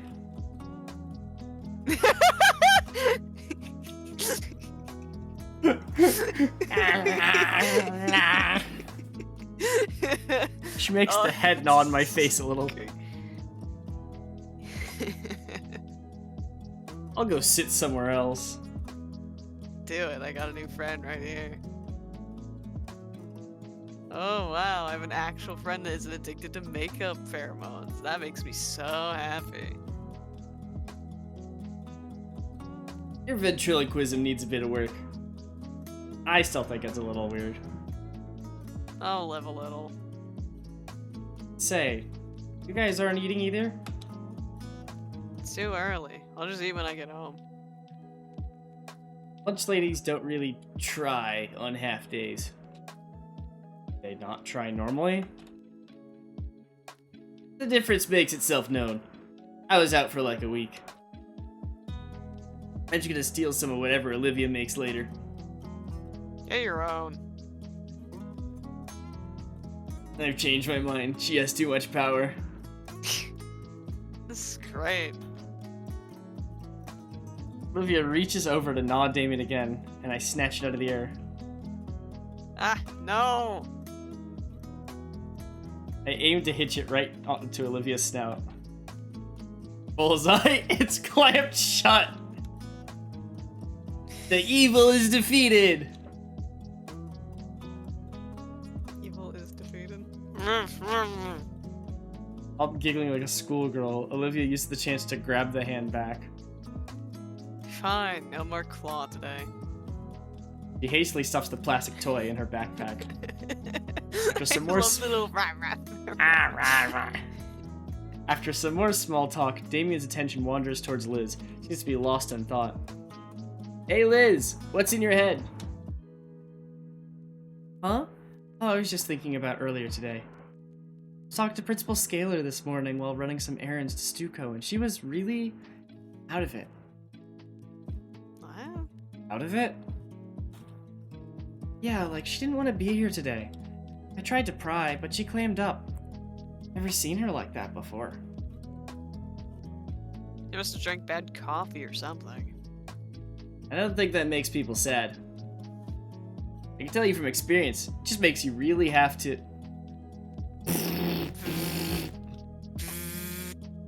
Looks like I got a text. Liz pulls out her phone, craning her head down to get a better look at the screen. It's from Ben. Come, having a student council meeting. Huh. Well, it's a bit more formal than that. Guess it's a half day and all. Oh well, duty calls. Sorry for having to leave early, guys. No worries, Liz. We can meet up after school. Sounds good. I'll see you all later then. What would you guys want to do after school? I don't know. Maybe we can hang at my place. Too cold to get in the pool, but I'm sure we can think of something. Look over to Olivia, who doesn't seem to have any objections to the idea, but no input of her own. Yes, good pet the tiny.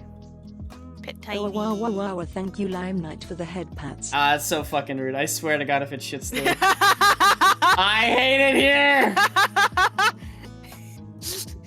It just makes me think of the fucking image I sent you. You know what? That's it. I'm making this have a smaller weight than the others. I'm changing the weight values so it has a smaller weight. Good night, Lime. Night, Lime. No, rigged. I It's miss already oil rigged. duster. It's already keeps on making me shit stir. I miss oil stir. I wish it would stop making me shit stir.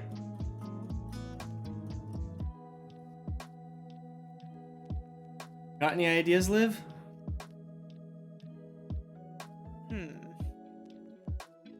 We could doodle some stuff.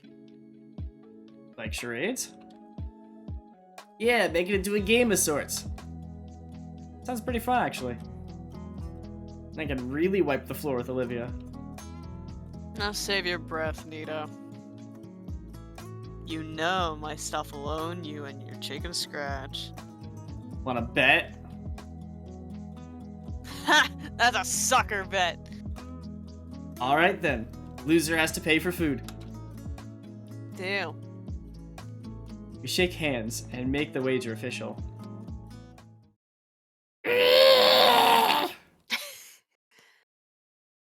Would Olivia Halford please come to the office? Would Olivia Halford please come to the office? Thank you.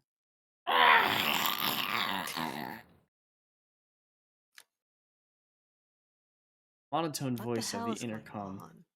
combined with the strange atmosphere of the school, is starting to unnerve me. We all look at the Gator girl, rolls her eyes and starts wheeling away from the table and towards the exit. After she'd left, something felt more off. Lunch came to an end. The school day was close to the same. There's a couple more periods before we can hang out, somewhere with all the extra free time. Something's really wrong. Look at Olivia's desk. Still empty, 5 minutes into Procling's class. I mean, yeah, she hates this class the most, but it's really become a habit at this point. Just like how it's become a habit for me to write an extra set of notes for Olivia. I look at the two mostly Sorry, blank shut the fuck pages up. in front of me. Like with our other teachers, I notice something's off with Procling. Barely says anything. Instead, just asking us to read the chapter on the Great War. I do just as asked, and 5 pages in, I say without a shadow of doubt, that was the stupidest reason for a world war to break out. A bunch of European creatures unhappy with being ruled by a bunch of other European empires, deciding to revolt and dragging out all their allies into the quagmire. I'm really struggling with making sense of the information, made worse with how outdated the textbooks are. Wait a minute! What? They never had World War II! What? Okay, history lesson. Surprise! Back then, World War I was not called World War I. it was only called the Great War. The only reason we have World War One and World War Two is because we had World War Two. The only reason to call it the Great War now is if there was never a World War Two. So wait, is that how World War One started?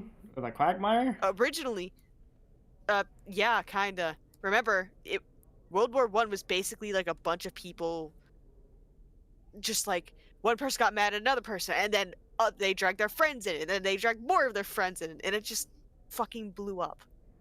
Huh. But the only reason it would be called a Great War is if there wasn't a Second World War. Huh. They never had a World War Two. Whack. Sorry, I'm a history nerd. Haha, nerd. Shut up! Seriously, they're written so bad it ought to be a crime. It oozes pro-Gilded Age corporatism that kind of genuinely believed that anything bigger than a gathering of 10 people was a form of unionism. They even mentioned a bad mustache man. I guess so, but It's called the Great War II Electric Boogaloo. that confuses me. They did also say that the textbooks were outdated. That is true, but I wouldn't imagine like it fucking missed an entire other world war. Maybe it didn't miss it, but maybe it was using an old name for it. Maybe, because the First World War, World War One, was referred to as the Great War back then. Yeah. But that was before World War Two. Fair enough. So either these books are really outdated, something's wrong, there's a minor error in how stuff was researched, or I might be wrong. Alright. With a sigh, I busy myself with taking notes for myself and Olivia. As I do, my eyes continue to wander the classroom. Everyone looks just as disinterested in the subject matter. I look over to Prockling. She herself doesn't seem interested in the subject matter as well. In fact, she's just kind of staring off into space. It's highly unusual, considering how much emphasis she puts on her proper class focus. Yet there she is, spacing out like she's no better than the teenagers she teaches on the daily. I'm almost tempted to raise my hand and ask a question to snap her back to reality when the room speaker comes to life. But Would Mr. Incognito please report to the office? Mr. Incognito, please report to the office. Thank you.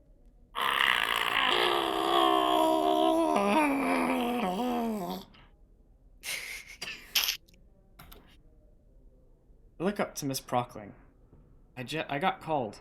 She's still the arbiter who leaves her class and when. She doesn't meet my eyes at all. If anything, looks like she's actively trying to avoid eye contact. I pack my things and shuffle out of the classroom. All the while, the stares and murmurs from other students grow even more intense. Something's really wrong. Mind immediately begins to wander. Why am I being summoned to the office? You sure are calling up a lot of people. Maybe it's related to 2 weeks ago? The only thing keeping me company on my march to the principal's office is the sound of rubber soles on tile. They must spend a fortune on polishing these floors. It's not long before I notice another pair of footsteps coming from somewhere ahead of me. I squint my eyes, quickly recognizing the figure that approaches. It's Ben. I don't like that face. Something's wrong. I'm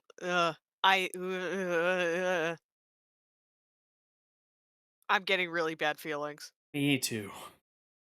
I guess the student council wrapped up their meeting. There's no sign of Liz anywhere. Parasaur makes his way closer. Notice he has a complicated expression on his face. Hey Ben, what's going on? He flinches as I call his name, looks around like a lost child before he spots me. We make eye contact for a few seconds, but he doesn't say anything. Everything alright, dude? Suddenly, he turns away, continues down the hall. A sinking feeling takes hold of my chest. I almost try to speak up and stop him. Can't think of anything to say. Guess I better get going. Zyra, I know you say it's okay, don't worry. However, uh, when I get like this bad of a feeling when it comes to some things, it literally is a physical feeling in my body. It's in my sides and it's uncomfortable. It's like a disaster sense, and it's like I need to get out as fast as possible. For another minute of walking, I reach the door to the principal's office and find it wide open. Come in. Step into the office and close the door behind me, following the source of the deep voice. It's not the principal. Oh, it's Mr. Ferris. Oh, wait a minute. If he's here, do you think the school got fucking defunded? Oh no. I realize now that I've never seen the interior of the office before. It's fairly standard for an office. A long wooden desk, filing cabinet, a few potted plants, a couple of shelves for storing all sorts of things.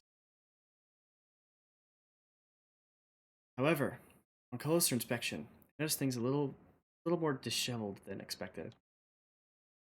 Vanilla folders are strewn across the desk. One of the filing cabinet drawers hangs open. Potted plants are either overwatered or wilting. Is this really Scalar's office? Mr. Nito. Hitch is suddenly pulled away towards the hulking figure sitting behind the desk. I can only imagine what the office chair is going through right now. Sir, is everything all right? Have a seat, please. Pushed to a small plastic chair on my side of the desk. How have you been, Inko? Oh, I don't like that. I don't like this. This is the animation art style. I don't like this. I oblige his request, taking a seat and trying to suppress my anxiety. I think I'm doing well. Also, no music. Yeah, no, this is suffocating.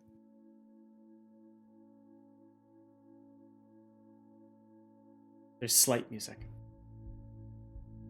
He Yeah, I nods can to hear it. himself, holding his eyes closed. That's good to hear. The whale looks down at the open folder on his desk, taking a moment to look over some kind of document. I have news regarding your instructor.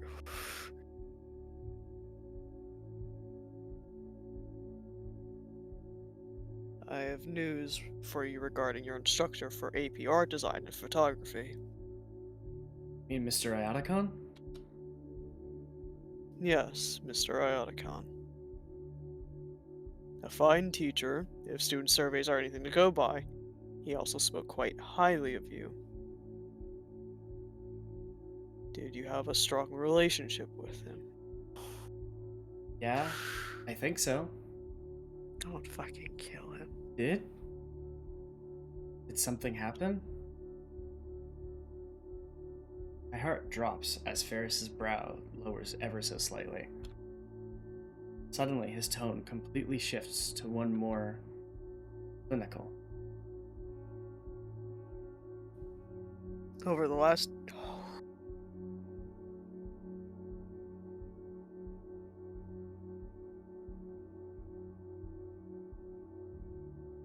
Over the last 2 years, Mr. Ioticon is suffering from a rare form of chondrosarcoma that has originated in his vertebrae. His tone is heavy. I don't quite know what ailment he just named. He should spit on a doctor's responsibility. His tone is heavy. I don't quite know what ailment he just named. He should spit on a doctor's responsible for discovering it.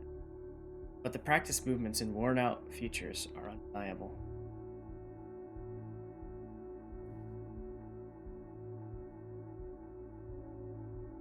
He's by no means a fragile man. The tiredness he tries to hide is barely concealed. Every student he's broken the news to has taken something more. Tensing himself slightly, be as tactful as he can. The attempted reverence is lost as the recited scripted lines just a few too many times. He can't muster up more than this flat citation.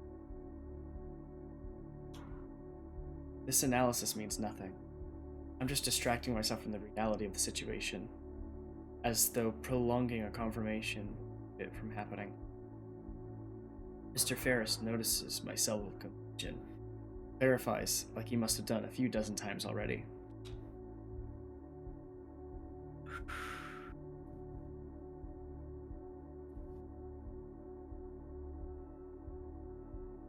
Bone cancer. Mr. Adakon was well advised by medical professionals about the treatment options available to him. The district offered him a generous medical leave in recognition of his tenure here at St. Hammond. He turned both of these down. A cacophony of thoughts swirling in my head makes it nearly impossible to think. Impossible to focus on anything. Right now, all I can do is revel in it. Time passes. Not sure how much, but I still can't get a grip on my own mind. Ferris is calmly waiting for me to say something, but I can tell he's becoming uncomfortable. There's only one thing I can muster up the will to ask. Why? Whale grimaces. I wish I had an answer. Inflection tells his own questioning thoughts. The exchange seems to give Ferris the energy to continue. However, On Sunday, Mr. Adakon was hospitalized due to complications with his illness.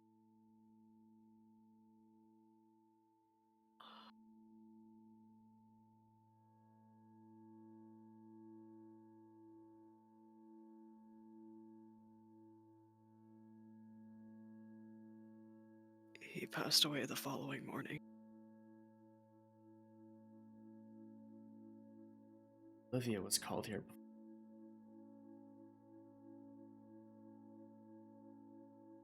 Counseling will be available for you and anybody else affected.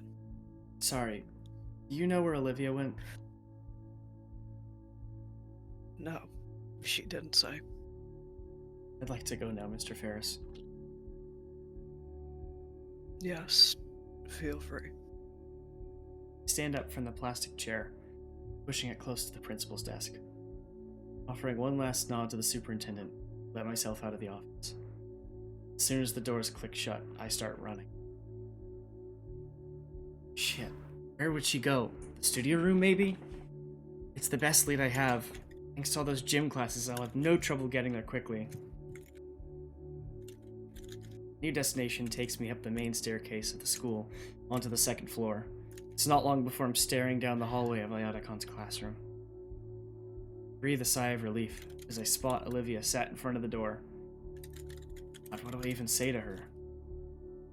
Thoughts come crashing to a halt as I see another dinosaur beside her, gesturing manically. Ben?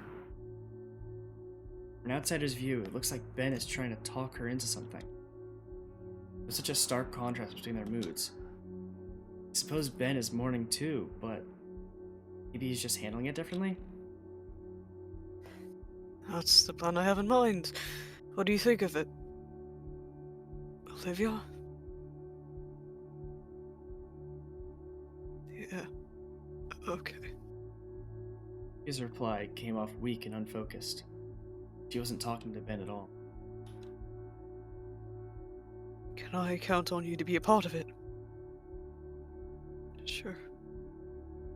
Remain obscured from view. It doesn't seem like a conversation I should intrude on. I'll just catch up to Olivia after. Honestly, I'm somewhat surprised Ben is talking to her. No, maybe that Olivia is listening to Ben. Those differences are being put aside. For once, our priorities aligned. I had thought to come find Olivia too. Wonder. Adakon was a mentor to each of us. He'd always wanted to be around to help us, but now, all the little things that make you anxious or aggravated are gone in an instant. All that's left is reality. Why bother with this dramatic garbage? Now's not the time to be brought together. When? Thinking too much. My hands are shivering. Something in my heart threatens to fall apart, but not now. Her voice was too quiet for me to hear. But whatever she'd said, Wasn't what Ben wanted to hear. Olivia, I need to know that you're with me on this. Yeah. Olivia. Ben kneels right next to Olivia's chair, putting the two at eye level. She kept hers averted to the side. I need to know that you're in this fully. Strange panic in the Parasaur's voice. Please, Olivia. For him. Finally, what felt like a few minutes despite it only being 4 or 5 seconds, Olivia looks back at Ben's face and gives him a meek nod. I'm going to take that as a yes then. Gator Girl gives no other reply to Ben's words. The only sign that his words had registered in her mind were her hands suddenly, yet gently, shaking, all the while her claws dug even deeper into her wielded armrests. Bulwark broke at last, seeing the droplets from her eyes drive the searing pain through my chest. My instincts drove me forward, beyond my common sense. I grip the blue boy's shoulder and pull him up. Then, Parasaur's eyes snap up towards me. He makes eye contact with me, a depressive expression coating his face. Inko, what are you doing here? I wanted to see Olivia. Olivia's silver eyes finally lift. The pain reflected in them threatens to shatter my aching heart. Ben looks back to those mournful eyes. His reaction seems the opposite of mine, as a smile draws across his face. Inko, hear me out. I'm trying to organize a eulogy for Iotacon. It just fucking happened. It just happened.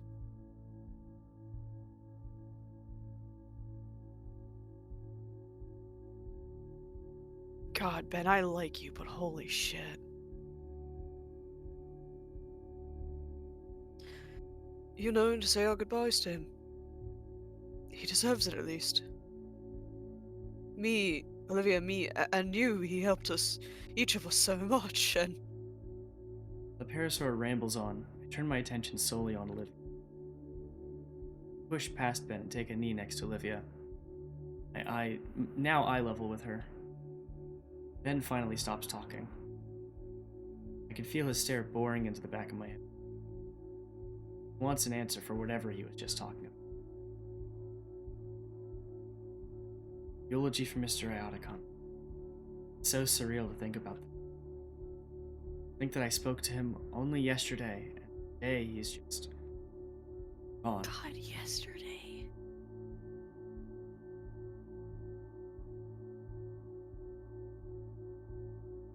Eulogy. It's the least we could do for Iotacon, as his pupils. He deserves so much more, though. So much. Right, yeah. Olivia's probably feeling what I'm feeling right now. This fight between reality and emotions. Iotacon's gone. I'm still trying to process it. Trying to accept the fact that I'll never see him again. I'll listen to him again. Get advice from him again. Never get to impress him. Show him how much I've improved because of his lessons. I don't think I'm ready to accept that he's gone. Ben clears his throat, snapping me from my stupor and back to our reality. I'm so sorry to be pushy, but I need to know if you and Olivia are in or not. Ben turns to look at Olivia. He says those words. Olivia, meanwhile, continues to stare absent-mindedly at the wall, as if Ben's words were not emanating from right next to her, but a few dozen miles away instead. Then, I don't think, I suddenly feel a cool, scaled hand fall on top of my own. I turn to look and see Olivia's pain-stricken eyes. They gaze deeply into mine, pleading, begging to make the pain vanish. I don't quite know what I should do.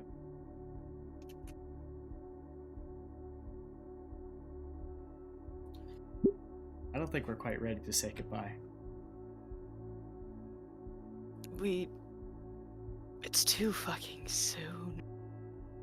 That is too soon.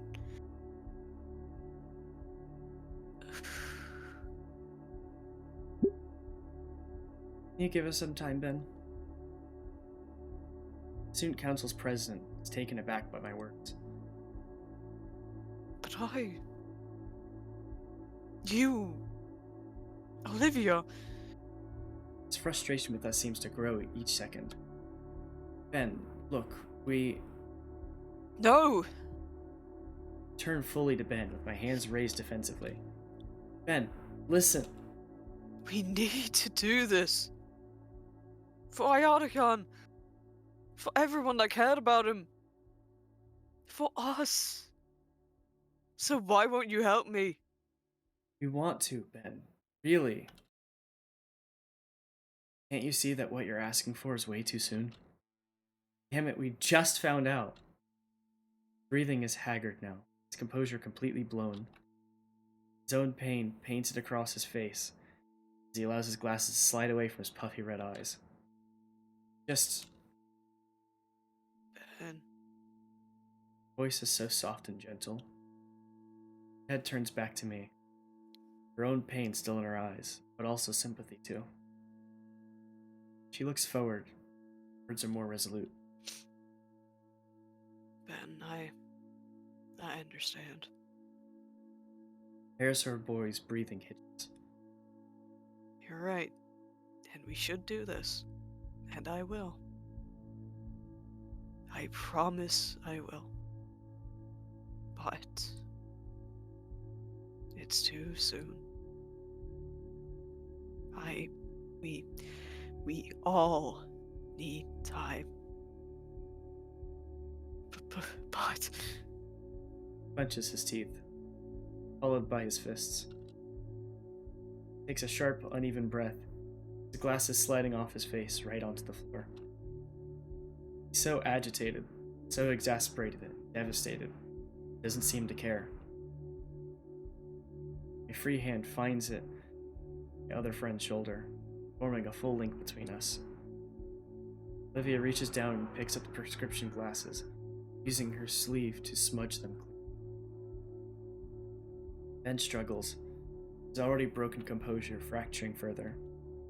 His hands shake as he accepts the proffered eyewear from Olivia, having great difficulty setting them back on straight. He can finally look up from the floor. His eyes are even more raw with fresh pain. you promise. Olivia nods at the quivering question, her own lips starting to shake as well. Yes, but for now, Ben finally gets it. His emotional dam is near bursting. Yeah, you're right. Sorry. Ben walks up, pats me on the shoulder. Final solemn look to Olivia, and nod towards me. He walks out of the classroom, and I alone. The door clicks closed behind him. I hear Olivia take a sharp and shuddery breath before turning to look at me. Her eyes are glossy, puffy on the edges. Trails of tears stained down her cheeks. Expression is of someone who doesn't want to believe that it's true, but knows deep down that it is. As I look at her, I feel my emotions come back twice as hard. No, I need to be strong for her sake, damn it. Olivia, I try to find the proper words to say something to her. Anything that could give her any sense of comfort, ease her pain. But I feel my throat begin to tighten like someone's hand is around my neck. I don't even notice that I'm crying until my vision becomes blurred with tears. Without thinking, I wrap my arms around the baryonyx and pull her into a hug. Olivia seems shocked at first, frozen by my sudden reaction. Then I feel a pair of arms wrap around me, hands clutching my jacket. Olivia begins to softly sob into my shoulder. I feel my own resolve break down as I hear the increasing pain in her cries. When we're like this, Can't even pretend to be the stronger one anymore. Maybe I could bear the pain of Ionicon. Seeing Olivia like this, I hold on tighter. I don't want to let her go. Suddenly, she mumbles something into my shoulder. What was that? Pull apart, look over Olivia. Her sunken face is covered in splotches and trails of wet, dry tears. She's hyperventilating. Looks like an absolute mess right now. Despite this, her eyes are fierce and lively as they meet. I need to do something. Now? She doesn't respond, hurriedly rolling down the hall towards the elevator. Where would she... Fountain. The only place she could be going. I step forward to follow her. Stop. No matter how I try, I can't continue. This is Olivia's promise. Mine. I have no choice. I have no right to intrude into it on. My hesitancy robbed me of any choice in the matter. She went alone. Fucking idiot. Alone? It's freezing weather? While she's going through this? What the hell was I thinking? Start my silent march through the halls, out of the building, and into the frozen wilderness. It's cold out. Freshly starting to snow. The world just feels so much smaller, muted, colorless. Now's not the time. I must find Olivia. There's thin tire tracks on thinly laid snow, pathing out the sidewalk.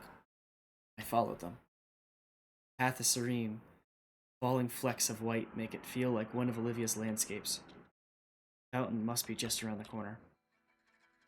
God. I should have gone with her. Of course the fountain is only accessible with stairs. The steps are tall and coated in a thin layer of ice.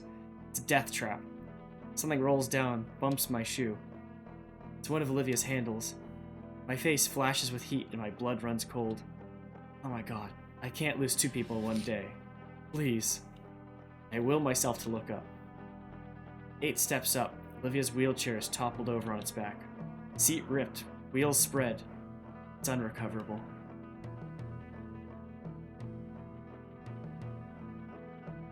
Olivia's 2 steps further, halfway onto the ledge. Her arm reaches for the next one. Look at the wheelchair.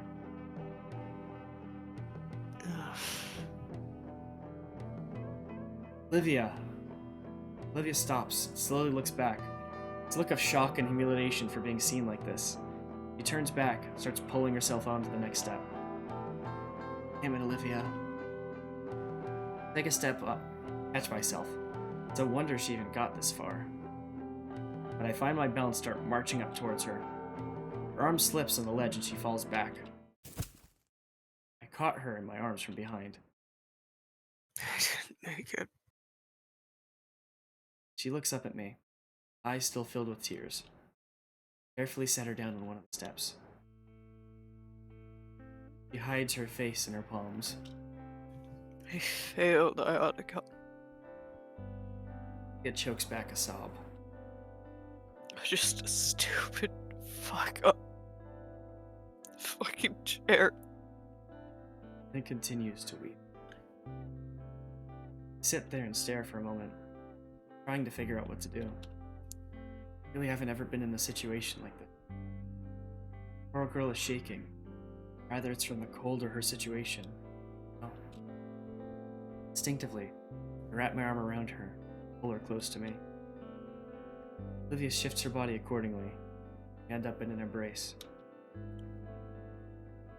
Sobbing calms down, just occasional hiccups. Body's no longer sapping. I'm sorry, Iko. Sorry for what?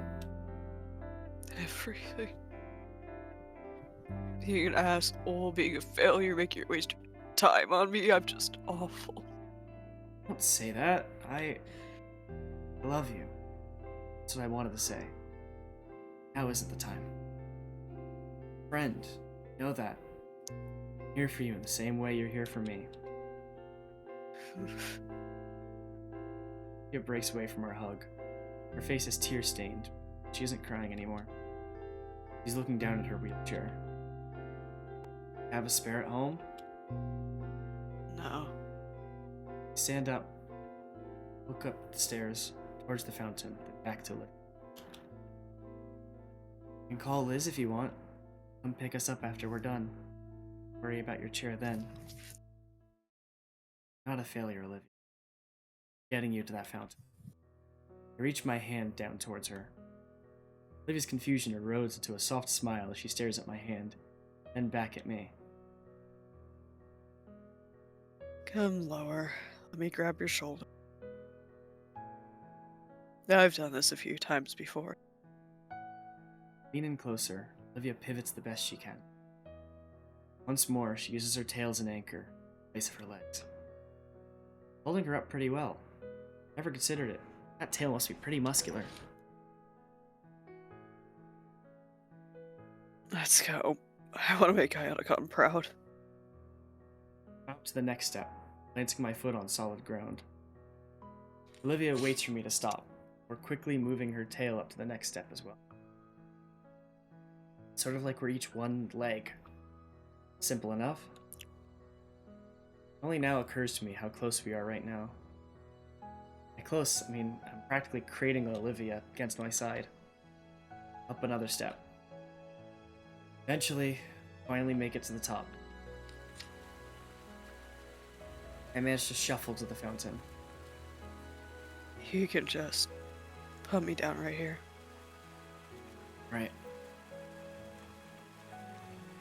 Gently lower Olivia down and place her on the lip of the fountain.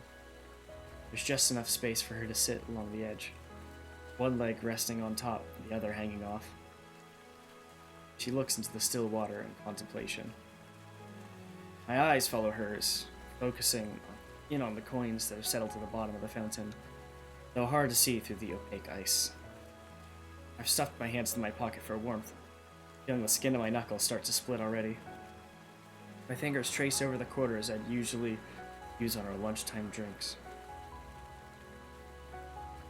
Achoo! A powerful sneeze draws me away from my meandering thoughts to the Gator girl quivering on the concrete seat.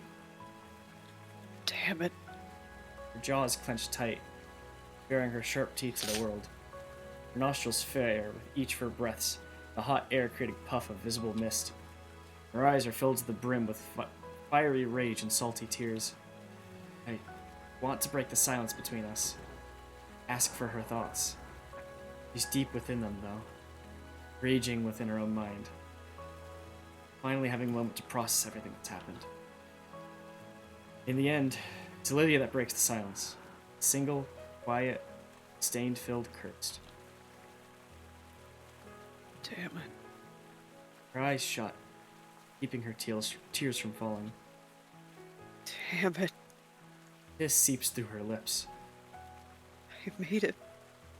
I finally made it, but... Thought goes unfinished. She lets her shoulders down, turns her gaze away from the sprouting water. Listlessly gazing toward the obscured afternoon sun that just managed to peek through the clouds and the snow-covered trees. Maybe she's imagining what is now.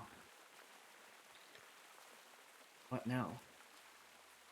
Draw my hand from my pocket, holding it open for her to see the pocket change palm. Scanning over the water feature before us, think back to all the times I wanted to just do this with someone else. How about we make a wish?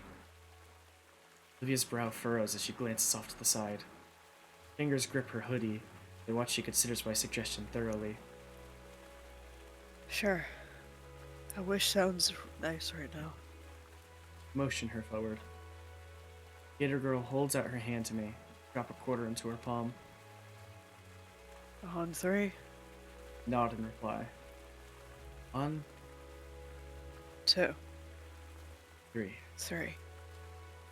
I wish for twin coins to flip in the I watch as the coins spin skyward, crashing through the falling snowflakes. At their apex, the coins seem to pause, just briefly touch one another. With a synchronized plop, both quarters hit the water together. Leaning forward, see the coins even landed on the same side. Heads. Wonder if that'll double our chances, make your wish come true or something. Let out a huff in amusement from Olivia's comment. The more I think about it, the more I hope it does. Stay there, looking at the fountain together in silence. For a moment, it feels as though time has just stopped around us. It's just me and Olivia, experiencing the moment together. It almost makes me forget what has just transpired, what we're dealing with, what kind of future the two of us were looking at. This moment, though, those dreadful thoughts mattered. What matters right now is finding a small bit of peace, solace. A little bit of calm before the storm is inevitably coming. Harsh wind chill finally brings Olivia and I out of our thoughts. Hey, I'm sorry for being super distant earlier. I don't have to apologize for that, Olivia. Everyone goes through these sorts of things differently. I know, but I just feel bad. I know I'm not the only one who's sad about Iotacon is gone, but... Pause makes me stop, turn around to face her. I can see it in her face that she's trying to form the right words. Iotacon was the first person who I felt model for me. He didn't just believe in me, he made me believe in myself. Not just for my art, but being able to succeed in general. I knew that Iotacon meant a lot to her, but I never realized he meant that much to her. More than anything, he actually cared about me. About my thoughts, about my dreams. I felt. His lips tremble as he struggles to voice the thought. Normal. God, I probably sound stupid saying that. I shake my head in disagreement. You don't. Mr. Iotacon was important to me as well. It's okay, Olivia. I know how you feel.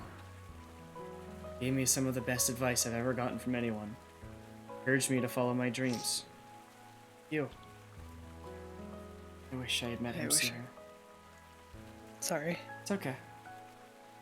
There's a moment of silence between us. Air filled with a mix of sympathetic. Shared sadness for a passing of someone. It impacted both of our lives, but a sense of thankfulness that he graced our lives. I guess we both got our issues, huh? Yeah, guess so. Fresh breeze of icy air sends a shudder down my spine. So what should we do now? Pat off the growing pile of snow off my shoulders and head. Let's see. I look at my phone. School is ending in 10 minutes. Wanna just chill here until then? No pun intended. Sure. I look around, noticing a tiny bench for two nestled against the tree. Gator girl must have noticed. She's already holding her arms out for me. I recall something. A certain pair of raptors. Kneel down, facing away from Olivia. I feel the icy flakes melt off me as Olivia leans against me. Her powerful arms wrap around my shoulders, clawed fingers digging into my jacket. My fingers lock together to form a makeshift seat behind me. My posture secured, I make a beeline for the bench. Lest I get caught up in what I feel pressing into my back. Lets herself drop onto the bench, uncaring for her landing.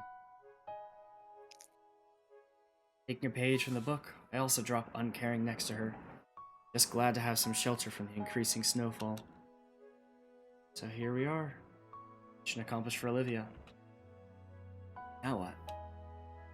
Curiosity compels me to ask Olivia something. Don't mind me asking, what did you wish for? I don't think you could tell someone what you wished for, or else it won't come true. Superstitious side of myself says that she has a fair point. I decide not to push her any further on it. Just curious is all.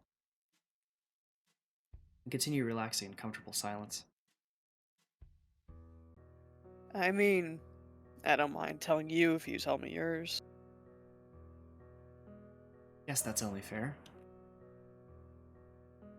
Did I wish for this now? Hard to put into words. It's not something specific, rather a feeling I keep coming back to. Back before I came to the school, I would have just wished for more friends, a successful future, take back something embarrassing from the past. Now that I think about it, I didn't need to make a wish. It's too vague. I know, but I don't know how else to put it. Come on, at least try. My best memories from the past few months. This. This, being outside in the freezing cold. No, not that. What do you mean then? Struggle to find the words without making myself sound stupid. You know, hung out a lot together, but it's not often that it's just the two of us. Just us. Yeah, that doesn't happen a lot. I wish it was like that more often. Baryonyx's eyes go wide. Shoot, maybe that came across too weird. I mean, I just want to get closer to you, no? I watched the beginnings of blush form across Olivia's cheeks. Wait. I don't mean it like that. I want to get to know you better. She glances away, laughing nervously as her tone changes drastically. Yeah, I understand, totally. I breathe a silent sigh of relief. You wanna know what I wish for? You don't want to share, you don't have to. No. I asked for yours, it's only right. Ahem.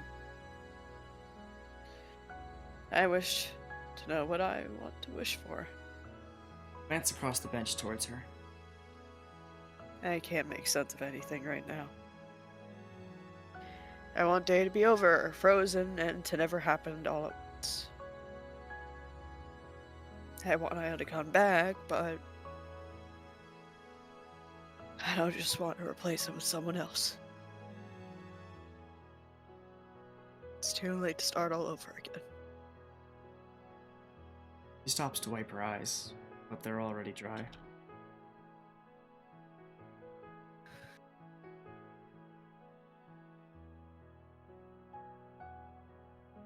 All I ever wanted was someone he would be proud of. But it just feels impossible. He looks away.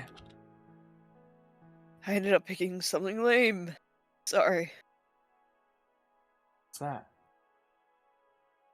Still looking away, but while I can hear her hesitation, can't tell what she's thinking. I threw that coin, and out of everything racing my mind, the one thought that struck out most was just, She uses her lip in contemplation for a moment. She finally continues, her voice is a soft whisper. I want somebody I can trust. I feel my face heat up in her words and her tone. Even with her head turned, I notice a red flush creeping over Olivia's face too. I instinctively jerk my head in the other direction. Shoot, what do I do now? Both sitting motionless, neither daring to say another word. I listen closely, feel like I can hear her heartbeat from here. Probably hear mine as well. I don't even notice the cold anymore. Maybe we could just stay like this for a few weeks. No, don't be ridiculous. You need to tell her how you feel. Clear my throat, searching for words that wouldn't come. You just said wanted somebody to trust. I mean, you can trust me. Hear shuffling from Olivia. Damn it, I can't work up the nerve to turn my head towards her. My neck feels like a rusted hinge as I try to disobey my body, look at her through my periphery. You trust me? Despite my words, she nods her head vigorously, the blush going dangerously bright. Well, I shift my body towards her on the bench. I trust you too. Suddenly, she shakes her head a bit to bring herself back to reality. maybe I could be honest with you then. You're silly and you're ridiculous. Maybe a little over-optimistic. You're thoughtful and adventurous, and you're willing to just take me with you. You don't treat me any differently for this stupid thing. Lightly hits the armrest on the bed. Guess I stopped noticing at some point. Yeah, I mean, obviously, like, so many words dance at the tip of my tongue. Like? Mouth and brain are at a standstill, one wanting to blurt out whatever, while the other keeps it all in, disseminates it in a thoughtful manner. What comes out is... L'Oracle! A furious snort erupts from the Gator girl's nose, followed by peals of laughter. Out of embarrassed shame, I cover my face with my hands. What was that? I curse my nerves while trying to protest her continued guttural guffaws. Come on, Olivia, I'm really trying. Snowflakes that managed to land on me melt away from the extreme heat radiating from my whole head. But how do I pronounce that word? Acquiesces. Olivia acquiesces, though, drawing back to just a very smug grin. Okay, take two and go. My head's temperature finally drops from core of the sun to a more manageable volcano. Thanks, jerk. Seeing that small quirk of her own lips, I can't stop a smile of my own from growing on my face. I guess,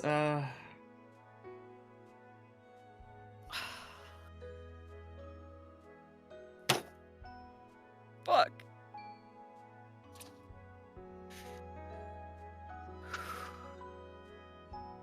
Be honest with her and yourself. honest. At the very start, I thought you were just out of it. What? You almost ran me over in the hallway. No. Frowns and looks away. Sorry. Then you tried to get my seat moved. Sorry. And the claw thing today. Not sorry about that. I figured. You used to be hard to talk to. Felt awkward every time I'd try. Like, thank Raptor Jesus for Damien and Liz, 'cause otherwise I wouldn't have gotten to know the real you. Olivia wrings her clawed fingers together. And what do you think of the real me? She's easily the most caring person I've ever known. I mean, yeah, she could be a little selfish, and doesn't think ahead sometimes. When she cares for something, she just has to do everything she possibly can for whatever it is. Is that what you think? Yeah, I think you're quite caring, passionate, and And? what? I know Mr. Ioticon saw that in you too. Olivia's eyes water at the mention of our mentor. Thank you, Inko.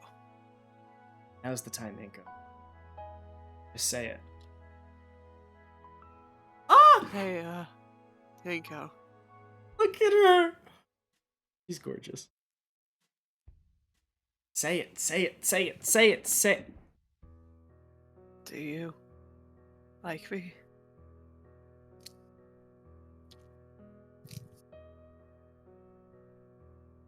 Yes? Why does talking have to be so hard? She beat you, you fucking idiot! Prepare for Olivia's smug one-liner to crush my weak confession. Instead, I watch as Olivia brings her hood up over and hides her eyes with it. Really? For some reason, seeing her like this fills me with a well of confidence. Yeah. I'm dying. Can I hear you say it? Like you, Olivia. I don't get how. Hood peels away just enough that I could see her shimmering silver eyes. Why would you like someone like me? Well, I I like you too.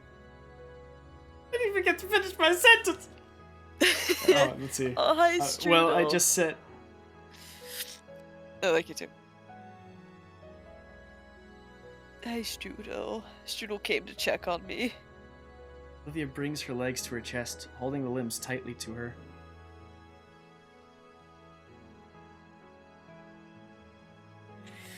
Alright, there's another T-Rex outside. No, it's okay. I'm petting my cat. She brings her hoodie's hem over her legs, transforming herself into a crocodile-shaped igloo. An Olivia... Olivia... Olivigloo. Olivigloo. Ugh, slippers were a bad idea.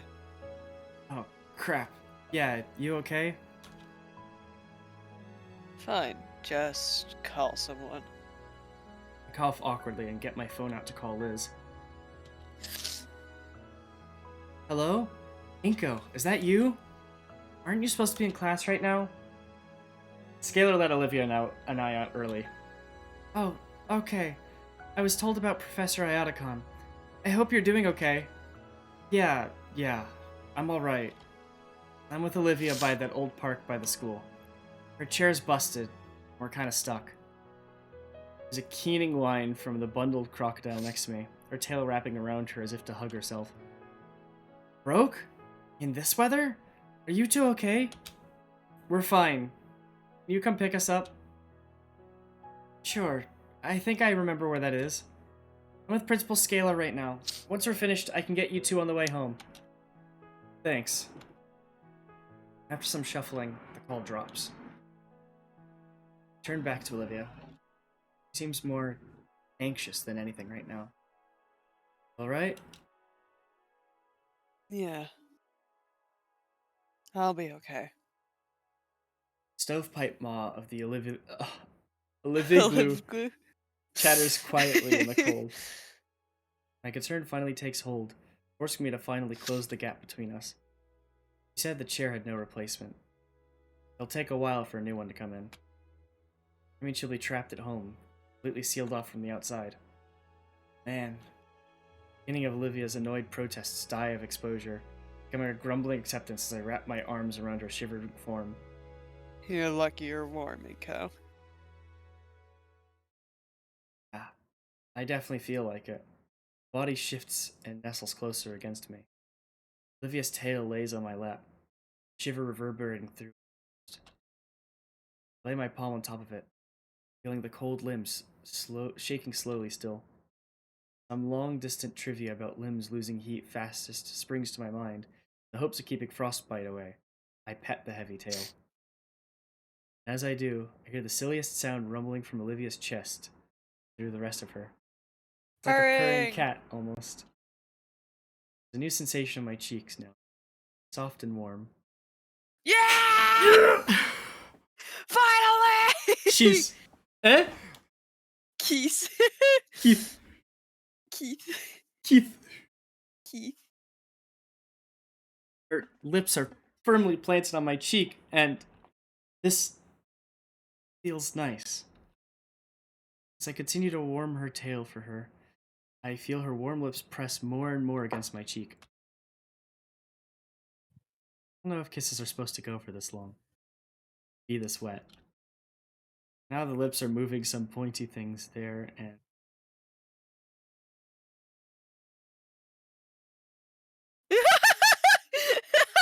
Oh my god, this is just me. that's her teeth. Oh! Olivia instantly lets go of my cheek from her non-lethal bite. Ah, fuck. Sorry, I'm new to this stuff and nervous. Okay. Really. Put a hand on my cheek and feel the damage. Feel the indents for a fang, but nothing serious. I almost even start falling asleep before we hear a car pull up to the bottom of the hill. Olivia perks up and leans forward to see who it is. A few seconds later, Liz's head rises above the stairs, scanning like a submarine periscope. Crap, it's gonna be tough getting all the way back down, even with Liz's help. I look back and smile at Olivia, still huddled against her and clinging to my arm. You ready? The day seemed to drag on endlessly. Liz's arrival had ended our embrace. She had quite the dour look on her face. She said she'd been in a meeting with the principal. I only imagine how the faculty and student council were reacting to Iotacon's passing. Her mood seemed to lift a little, when she saw Olivia and I both huddled together beneath the tree. Olivia's mood, on the other hand, plummeted. Probably from the way Liz and I had to carry her to the car. The ride to the Payne household had been silent, save for Olivia's grumbling and embarrassment. I think I'd be in a similar mood if I was treated like a sack of potatoes. Then again, how else were we supposed to carry her? I should suggest more leg workouts to Coach Solly. Just in case.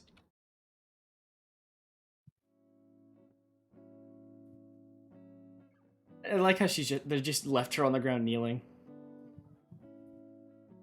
Yeah, it's stable enough. Fair enough. Damien and Randy were waiting for us at the curb. The older man looking over to Olivia with worry.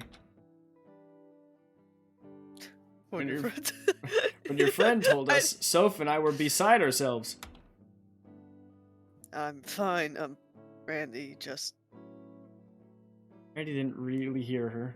As the instant the car doors opened, her legal guardian pulled up to one hell of a bear hug. Come on, get you kids some hot cocoa. Damien watched on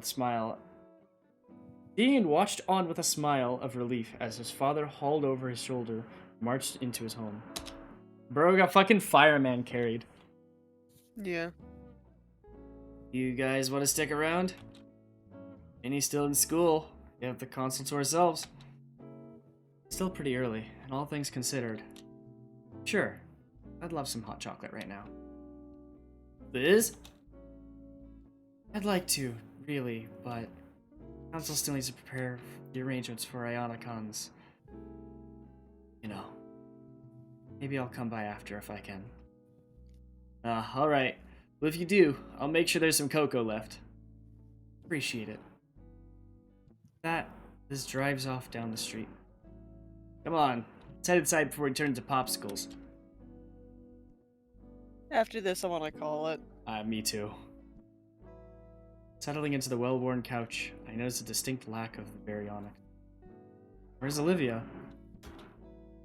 Randy chimes in from the kitchen, busying himself with an old-fashioned kettle.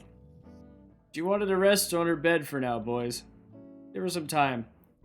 No one can resist hot cocoa during weather like this, especially how I make it. Yeah! Never had home-brewed hot chocolate. It's anything like his cooking. Must be some good stuff. After a few minutes, Randy comes out with a tray. Yippee! I get the Vinny cup! I get the Fortnite cup! Fuck I hate that kid! Here you guys go! Passes around a few Christmas-themed mugs, labeled the family's names, and leaves the last one on top of a nearby drawer. You're gonna have to be that Fortnite kid for a bit. You cool with that? No, I hate it. Yeah. Thanks, Randy. Man, you look cold. Were you out there for long? It's true. By now, the snow on my jacket's melted and my clothes are chilly and soaked. Feel free to take a load off until you warm up. I'll be in my bedroom resting. Holler if you need anything else. Gives Damien a pat on the back and leaves. The mug is hot to the touch, but it's a welcome feeling to warm up my icy fingers. Take a moment to gently blow air on the beverage to cool it down before moving it to my lips. Yeah, it's pretty good. Damien is chugging his. Finishes at the swig, sets the glass down. Must have been half of it in one go. Well, multiple ways to enjoy anything. After today's events and weather, really needed this. Another sip. Really is helping me warm up. Didn't even notice how cold I was. Hey, Vinny. Yeah? You good? Holding it together, yeah. Still a bit scattered. I don't blame you. Hey, Pops doesn't want you venturing back into the tundra out there. You up for a game or something? Gestures to the entertainment setup. No, but go ahead. I'll watch. Damien thinks for a second. A few gears in his head turning in conflict. A few gears in his head! Really? I don't mind. Alright, I'll get set up. Damien sets his game up, searching several mismatched cases for the right CD, giving the screen a good thump to get it to work properly. Grabbing a controller, he turns on the ROX 1, selects on... what did I fucking say? The ROX. I'm gonna, the X-Cox. X-Rox. Turns on Rockring ODHG. Settles What is that a deep reference to? I'm assuming, like, some kind of, like, Guitar Hero or some shit. I was thinking of The a Rock wrestling, Band? like, I was thinking of a wrestling game like Pro Mania should. Says deep to the groove on his couch. This one's my favorite in the series. A minute two are gathering a full lobby. The Spino Dino picks his class and begins his virtual rampage. Only a minute in, he manages to get the first kill. Just a bit burnt out for the day. Getting pretty tired, actually. Hey, Inko. Yeah? He didn't come back with her wheelchair. Something happened? Yeah, I smashed to bits. Yeah, she isn't taking Iadecon's passing well. Man, glad you were there for her. Eyes remain on the screen, lost in the vibrant violence. Some in-game announcer proclaims Damien's digital massacre. Yo! On his part, Damien's frills wavered like crazy. Looks as if his arms also wanted to wave in victory. Want to talk about it? I want to take up your time, Damien. Come on, man. We've known each other for a while. You can be honest with me. Not sure where to begin, really. Iadecan was really cool. I don't really have the right words for it. Somehow I think I'm unqualified to speak on it, compared to Olivia. She knew him better than I ever did. He was important to her, yeah. Talked about it for a bit before Liz picked us up. I'm worried I'm not much help. Well, that's what we're here for, right? Help her out in any way we can. Best thing we could do would be ourselves for her. She'll eventually go through the motions her own way. Yeah, that makes a surprising amount of sense. Slowly look up from my mug over to Damien. Make it sound so easy, too. Briefly meets my gaze before turning his attention to the screen. I know I'm not the smartest guy around, but I do know Olivia. We don't share parents, but she's still my older sister. Older sister? Her birthday is first. Duh. Knowing Olivia, you'll be able to manage. How are you managing? Me? Trying to sort the maelstrom of emotions running rampant in my head is overwhelmed, I guess? I wish I'd gotten to learn more from him. Olivia could possibly recite some of his lessons by heart. Probably could. Remember the first time she got to work with some special paints in his class? She was just ecstatic. Came home a mess, covered all over with blues and greens, leaving tracks behind wherever she went. When Mom saw her carpet vandalized, she threw her right in the backyard and hosed her off. Ended up joining in because it looked fun. Eyeing the hallway leading to her room, part of me wants to see if she's alright. Part simply wants to be close to her again. Damien looks back again, the unspoken question clearly written across his arched brows. What about Olivia and you? Speaking of, I may have told Olivia that I liked her. About time. Huh? What? Two stuck together like glue ever since the summer barbecue. I mean, come on now. Anyone with half a brain could see you were becoming more than friends. All the signs were there. Though it does worry me a little. Why's that? Well, think about it. Teacher just passed away. You're both wrecks right now. What if it's just that suspension bridge thing? I don't know, man. It only just happened. You're right. Sorry. I do like Olivia. I know that. I guess I'm a little scared of the future. How so? A bunch of things I don't get about Olivia. Maybe friendship in general. First arrived at St. Hammond, I never really had friends like you guys. So to suddenly be involved in all of this, I don't know. I think I get it, yeah. Be a little dramatic around here. One way to put it. What's so different about your old friends? Never really had any. That's not true. I had friends, but they were like day friends, you know? Classmate friends. Yeah, I got a bunch. Your folks constantly moving means they've only ever lasted like a year tops. Yeah. Am I a day friend? No way, you come to our parties and everything. In fact, look.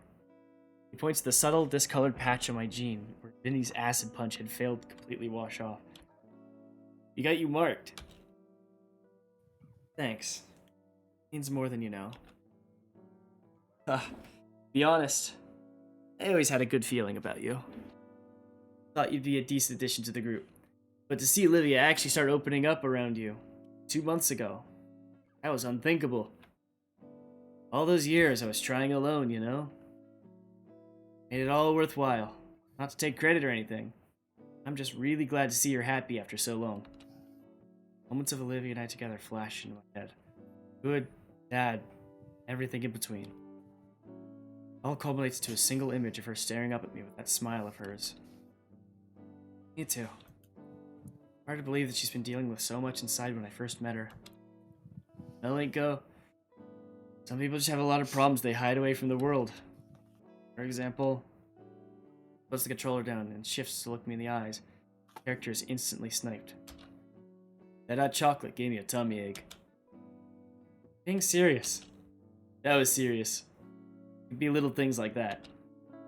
Little stresses that add up. That doesn't bother me.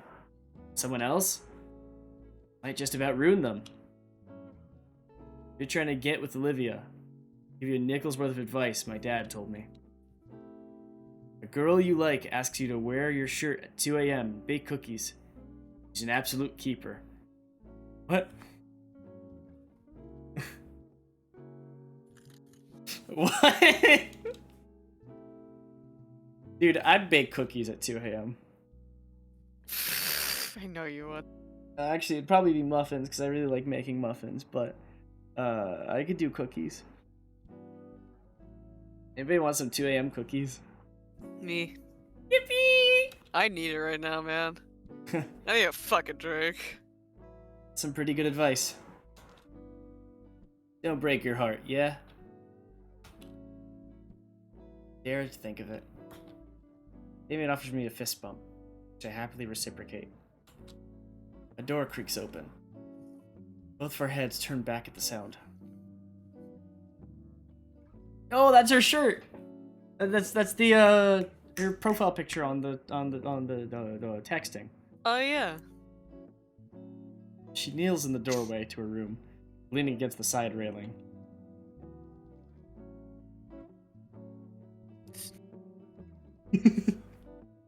Damien nods to me, continues his game. The ambient gunfire and controller clicking fills the silence. Take the hint, stand up slowly approaching Olivia as she tries to shuffle down the hallway. She's completely upright in a display of pure confidence. Tail is upright as if to amplify her dignity. I have to tell her how cute that is when I'm not so drained. I wordlessly offer her a hand. She accepts. With her on my shoulder, I walk both of us towards the living room couch and plop her down on it with her. Oh, here. Lean forward and grab the cocoa from the table. Most of the warmth has gone by now. Guess I can go warm it up in the microwave for her. Sin. She's tugging on my arm. Come on, it's cold. Starts leaning harder on me, keep me from getting up all the way. Alright, jeez.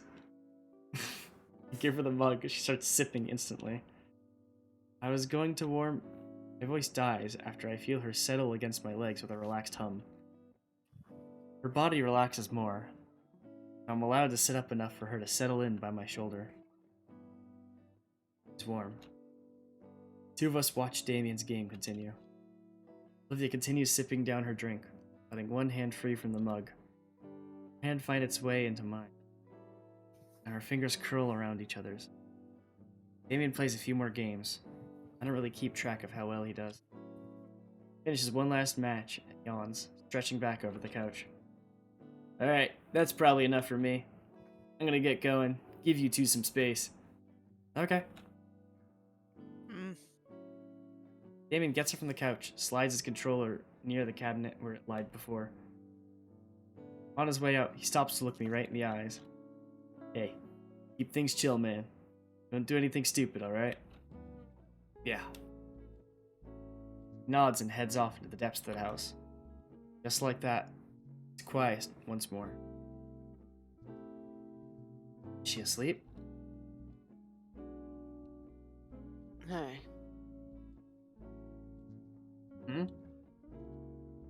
I don't think you've seen my room before, have you?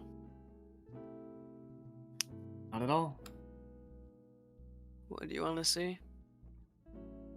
Love to. I watch her blush. Am I getting good at this? Okay, just walk me there. Similar to before, I help Olivia off the couch. We shuffle our way towards the room.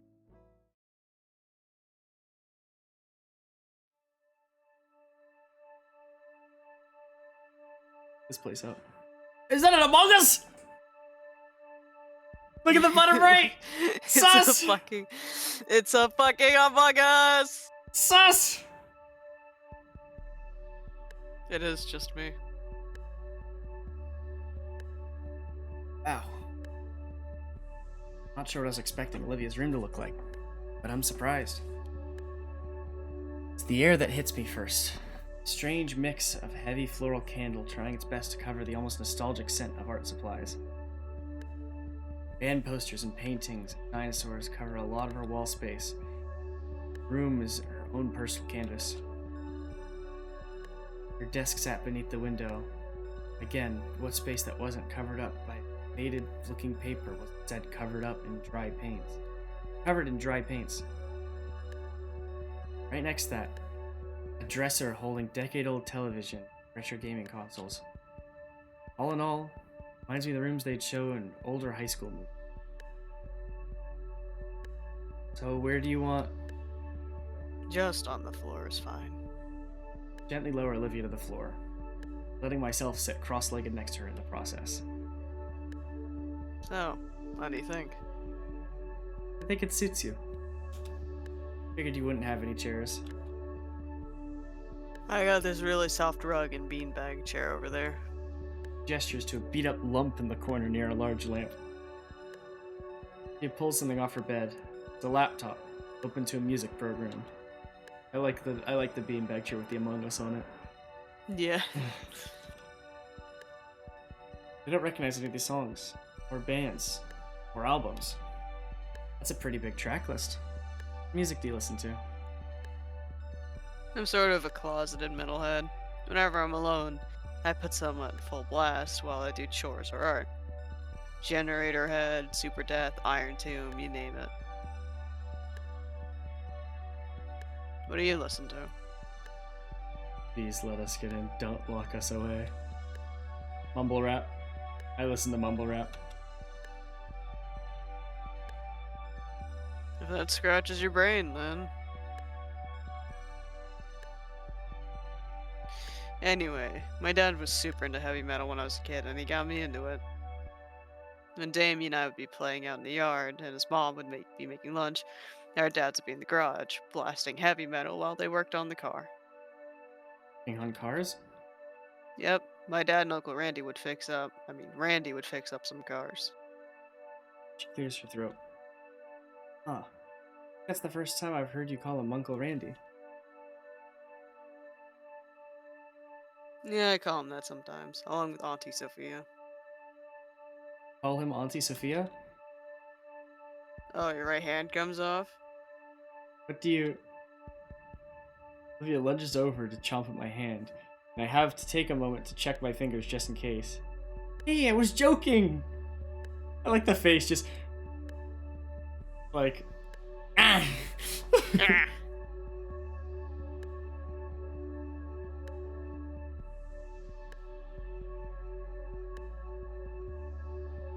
So was I. But yeah, I listened to a lot of this. You want to hear any? He offers me the trackpad. Anything I see, huh? Hey, what kind of music is B flat? Music is a bit lame, actually. Wait, there's actually something else. Something else? Something nobody else gets to see. I'm gonna show you my chest. Huh? Here it is, look. It holds a small little box. I fucking knew it. There's 2 rusted metal I was like, latches. we're getting flash titties now? I was about to say, like, for you to, like, turn off the screen so we could see it.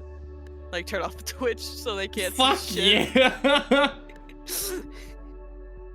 There are 2 rusted metal latches that have long since aged past their use. Can't quite see well in dim lighting, but I think if I were to hold it up at the sunlight, be able to see a thin layer of glittered glue coating the whole thing. It's also been painted very carefully, with very thoughtful attention to tones. What could even be inside? Honestly, no guesses come to mind. Could be anything. What are you waiting for? Open it. Carefully open the lid. Oh, baby teeth! Shut up, you!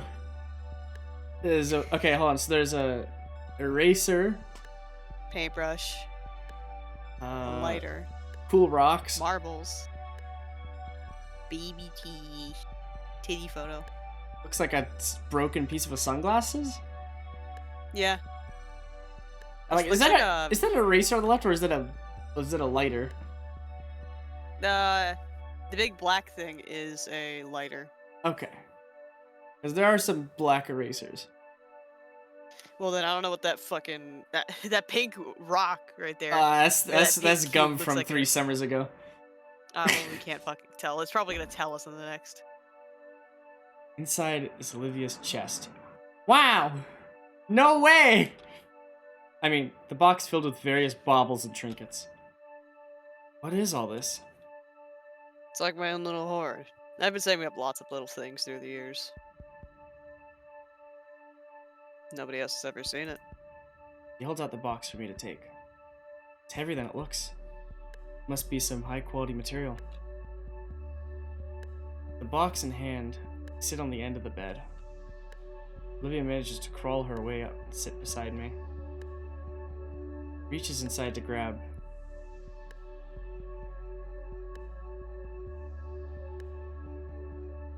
What? Do I get to... I get to pick. I get to pick. Alright, then what do you want to pick? I think we already know that's baby teeth. The lighter is an interesting story, I think. But I'm also wondering about that photo, not just because of the titties. Picture of Olivia's chest. I mean, Olivia at the shore. That was from last summer. Dad had a weekend off and we all went swimming together at the beach. The sun was just setting and decided to take a picture since it was a nice view. Plus, I felt pretty. Maybe, we go together sometime. Maybe, yeah. Places the photo back in the box.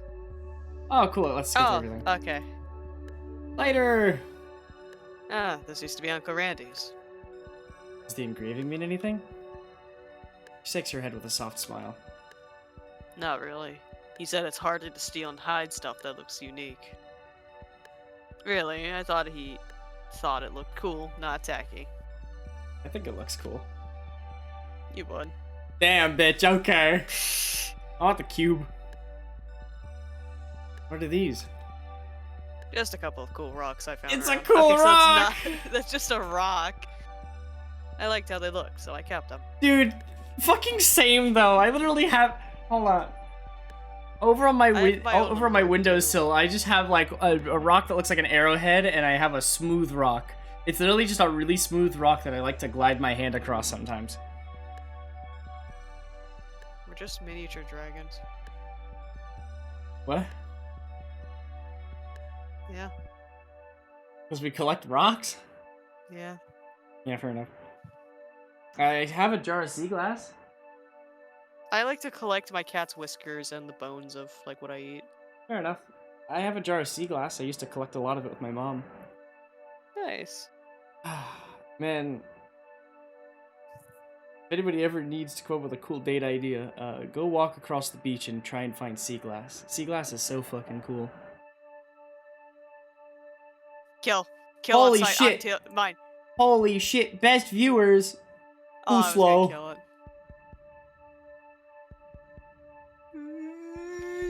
Okay, I'm sorry. I'll unban them so you can ban them. There you go. Thank you. I grabbed one of the rocks to give it a closer look. Gray with thin brown lines all around it, smooth to the touch. My blood. Be a perfect skipping stone. Nah, that one's my favorite. Tastes like salt. Probably salt then. How do you know that? I tasted it. It's me. Okay. Can I just say, I fucking Yeah. oh, that was a cool rock. It wasn't a piece of sunglasses. Okay. Whatchamacallit? Can I just say, I fucking went to a lake that had salt crystals so thick that you could literally just take them with you. They were just full ass salt crystals. I took some home with me. I gave one to a friend. She licked it. I fucking look away. An hour later, she's like, "Can I have another one?" I'm like, "Why?" And she's like, "I ate it." I'm like, "What do you mean you ate it?" I remember you telling me this shit. I gave her another one and said, "Don't eat it." And she fucking ate it. And I was like, "Motherfucker, I'm gonna give you a third one. But if you eat it, that's on you." I don't remember if she ate that one or not. I don't know what happened to my salt crystal. I had one for the longest time, but I don't know what happened to it. Maybe ants ate my salt crystal. Nah, they wouldn't. I don't know what happened to it. It just You should disappeared probably one day. continue. It is 12:41 for me. Sorry. You're good. Paintbrush? A very important paintbrush. Olivia's lips turn slowly. Lips turn upward slowly as each bristle of the brush flicks away from her thumb. Though she averts her eyes away from mine, I see the green of her scaly cheeks turn red. Sorry, just got sentimental for a moment. This was the first brush I ever had. Dad gave it to me on my 5th birthday. Her tone falters lightly.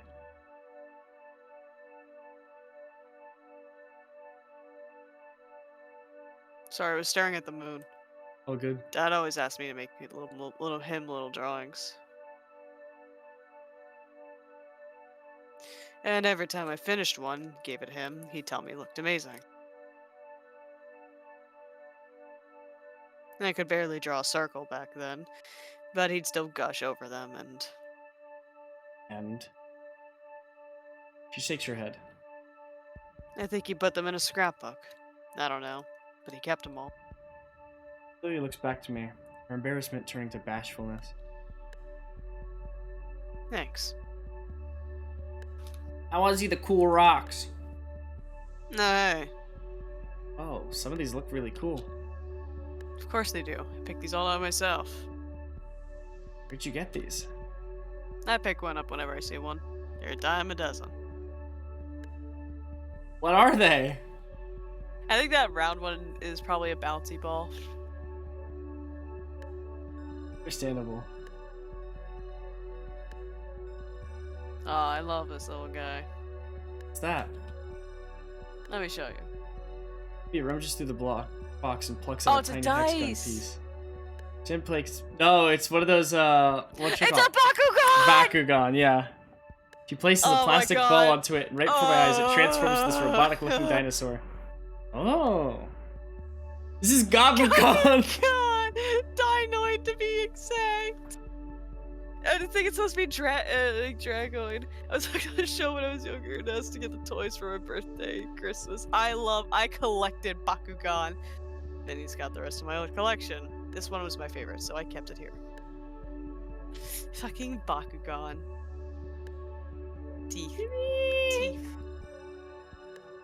What's that? They're still selling, Zyro, they're still selling Bakugan on Amazon. You can buy them. There's new ones now. Shit. It's my first tooth. Wow. Never seen baby dino teeth up close before. It's so tiny and sharp. That one. That's my 58th tooth. Teeth grow back? Yours don't. Do dinosaur teeth actually grow back? Yes, they are same like shark teeth. Wait, so sharks can infinitely grow back their teeth? Yeah, they always have. Why the fuck are we so weak as a species? Because we evolved for brains and nothing else. Humans. Why do you think I fucking hate existing? I hate this meat suit. Minutes go by as Olivia continues showing off her personal little hoard. All the tiny objects that Olivia's chosen to keep with her this whole time, eagerly explaining the significance of every little piece of her that she's got locked away in here. I'm pretty sure I have like an old time capsule up in my dad's place. I don't want to go find it. I mean, something I've gotten into the habit of doing is I have little pill bottles from my medication that I've emptied, but I still keep the pill bottles. What I'll do, I'll put tiny trinkets in them. Recently, I had the idea of, in one of my pill bottles currently is a small Lego spider, and I was thinking of making a little concept called Pill Pets, where it's like I find or make little tiny animal figures, and I just put them in a pill bottle, make it a little terrarium. Hell yeah. Anyways, here's my spider. By the time we're done, she's resting her muzzle on my shoulder. It's been a crazy long day. I'm pretty exhausted myself. Can you put this back on the dresser there? Gently move her off my shoulder, much to her muffled groans of protest. Then I carefully place the box back where it was on the dresser. A small friend pokes his nose curiously through the bars of his cage. Hey, little guy. Long time no see. You napping? Black and white Murid replies with a series of squeaks. I like to think he's saying that he's glad to see me. Hey, Olivia. Aw. I'm pretty exhausted too. Bed's definitely off limits. That leaves either floor or couch outside. Or that beanbag chair looks pretty inviting right now. I slump into it. Beads inside scrunching under my weight as I settled in. It's soft. It smells a bit like paint and Olivia's hair. Olivia lay on this while she works? I start to drift off. Last thing my weary eyes take notice of, Olivia's sleeping soundly on her bed. How emotionally draining this whole day has been for us. It's nice to see her looking so peaceful.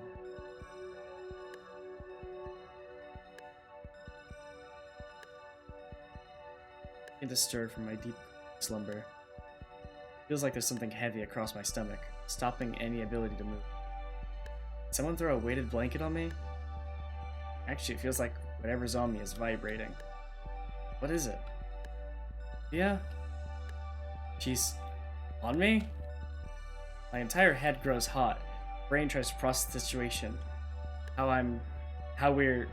As she's, her chest pressing close to mine, I can feel her rhythmic breathing against my body. It's deep, slow, subtle but noticeable rumble with each exhale. I focused hard enough. Probably feel her heartbeat. Maybe she sleep crawled onto the beanbag and didn't realize that I was on it. Should probably wake her up or something so she can get back to her bed. Anytime I try to move, limbs cling tighter to my body like a boa constrictor. All but Olivia's tail wrapped around me.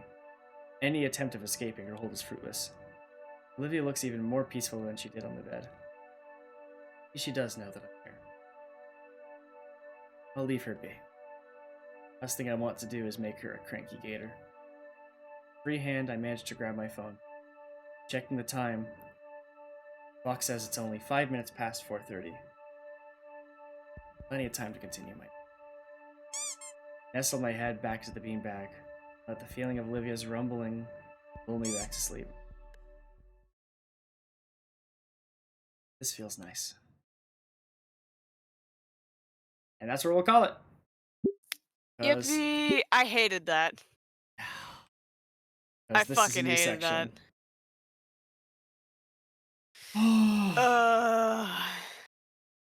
Oh, God, I hated that. bones. God, the feeling in my sides, it fucking knew. It knew how bad it was gonna be. I think the thing God. that hurts the most is, you know, when Mr. Ferris was saying that, like, he refused to take medical leave? Yeah. I think the thing that hurts the most is knowing that he most likely did that for Olivia's sake, student's sake. Yeah. He He said refused he it. was meant to teach. He refused it because he felt like there was no reason to, like, stop. Yeah. A very, it seems, fate-driven guy. But he was a kind of person that's like, whatever happens, happens. Do the best we can to make it better. Yeah. Of all fucking people. I hated that. I was actually sobbing during all of that. I can tell you this is a game that got me to cry. Yeah. Not many can do that for you, yeah? Really, no. A lot of games that you would think would get me to cry, I didn't cry it. I didn't cry at Celeste. Made me sad, but I didn't cry at it. Yeah. But damn, this shit hit hard. Thank Like, you, sir. especially when you were talking as Ben and Olivia, that shit really started to get to me. I was like, ugh! I don't know if it came through on the mic, but literally I was just like,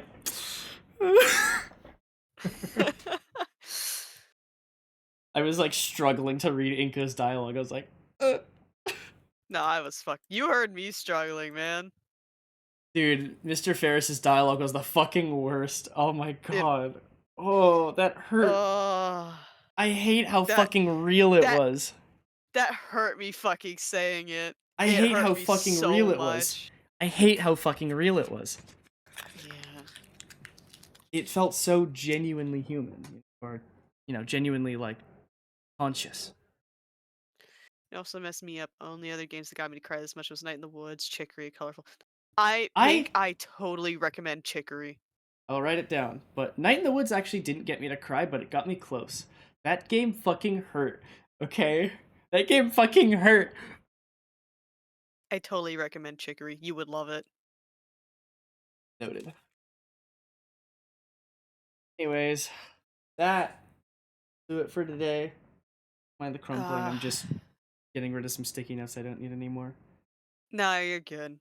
God, Thank that you. was emotionally destroying. Yeah. Thank you for tuning in. No stream tomorrow. We'll be back on Sunday. Stay pink, stay beautiful, stay gold. Have a good night. Sunday.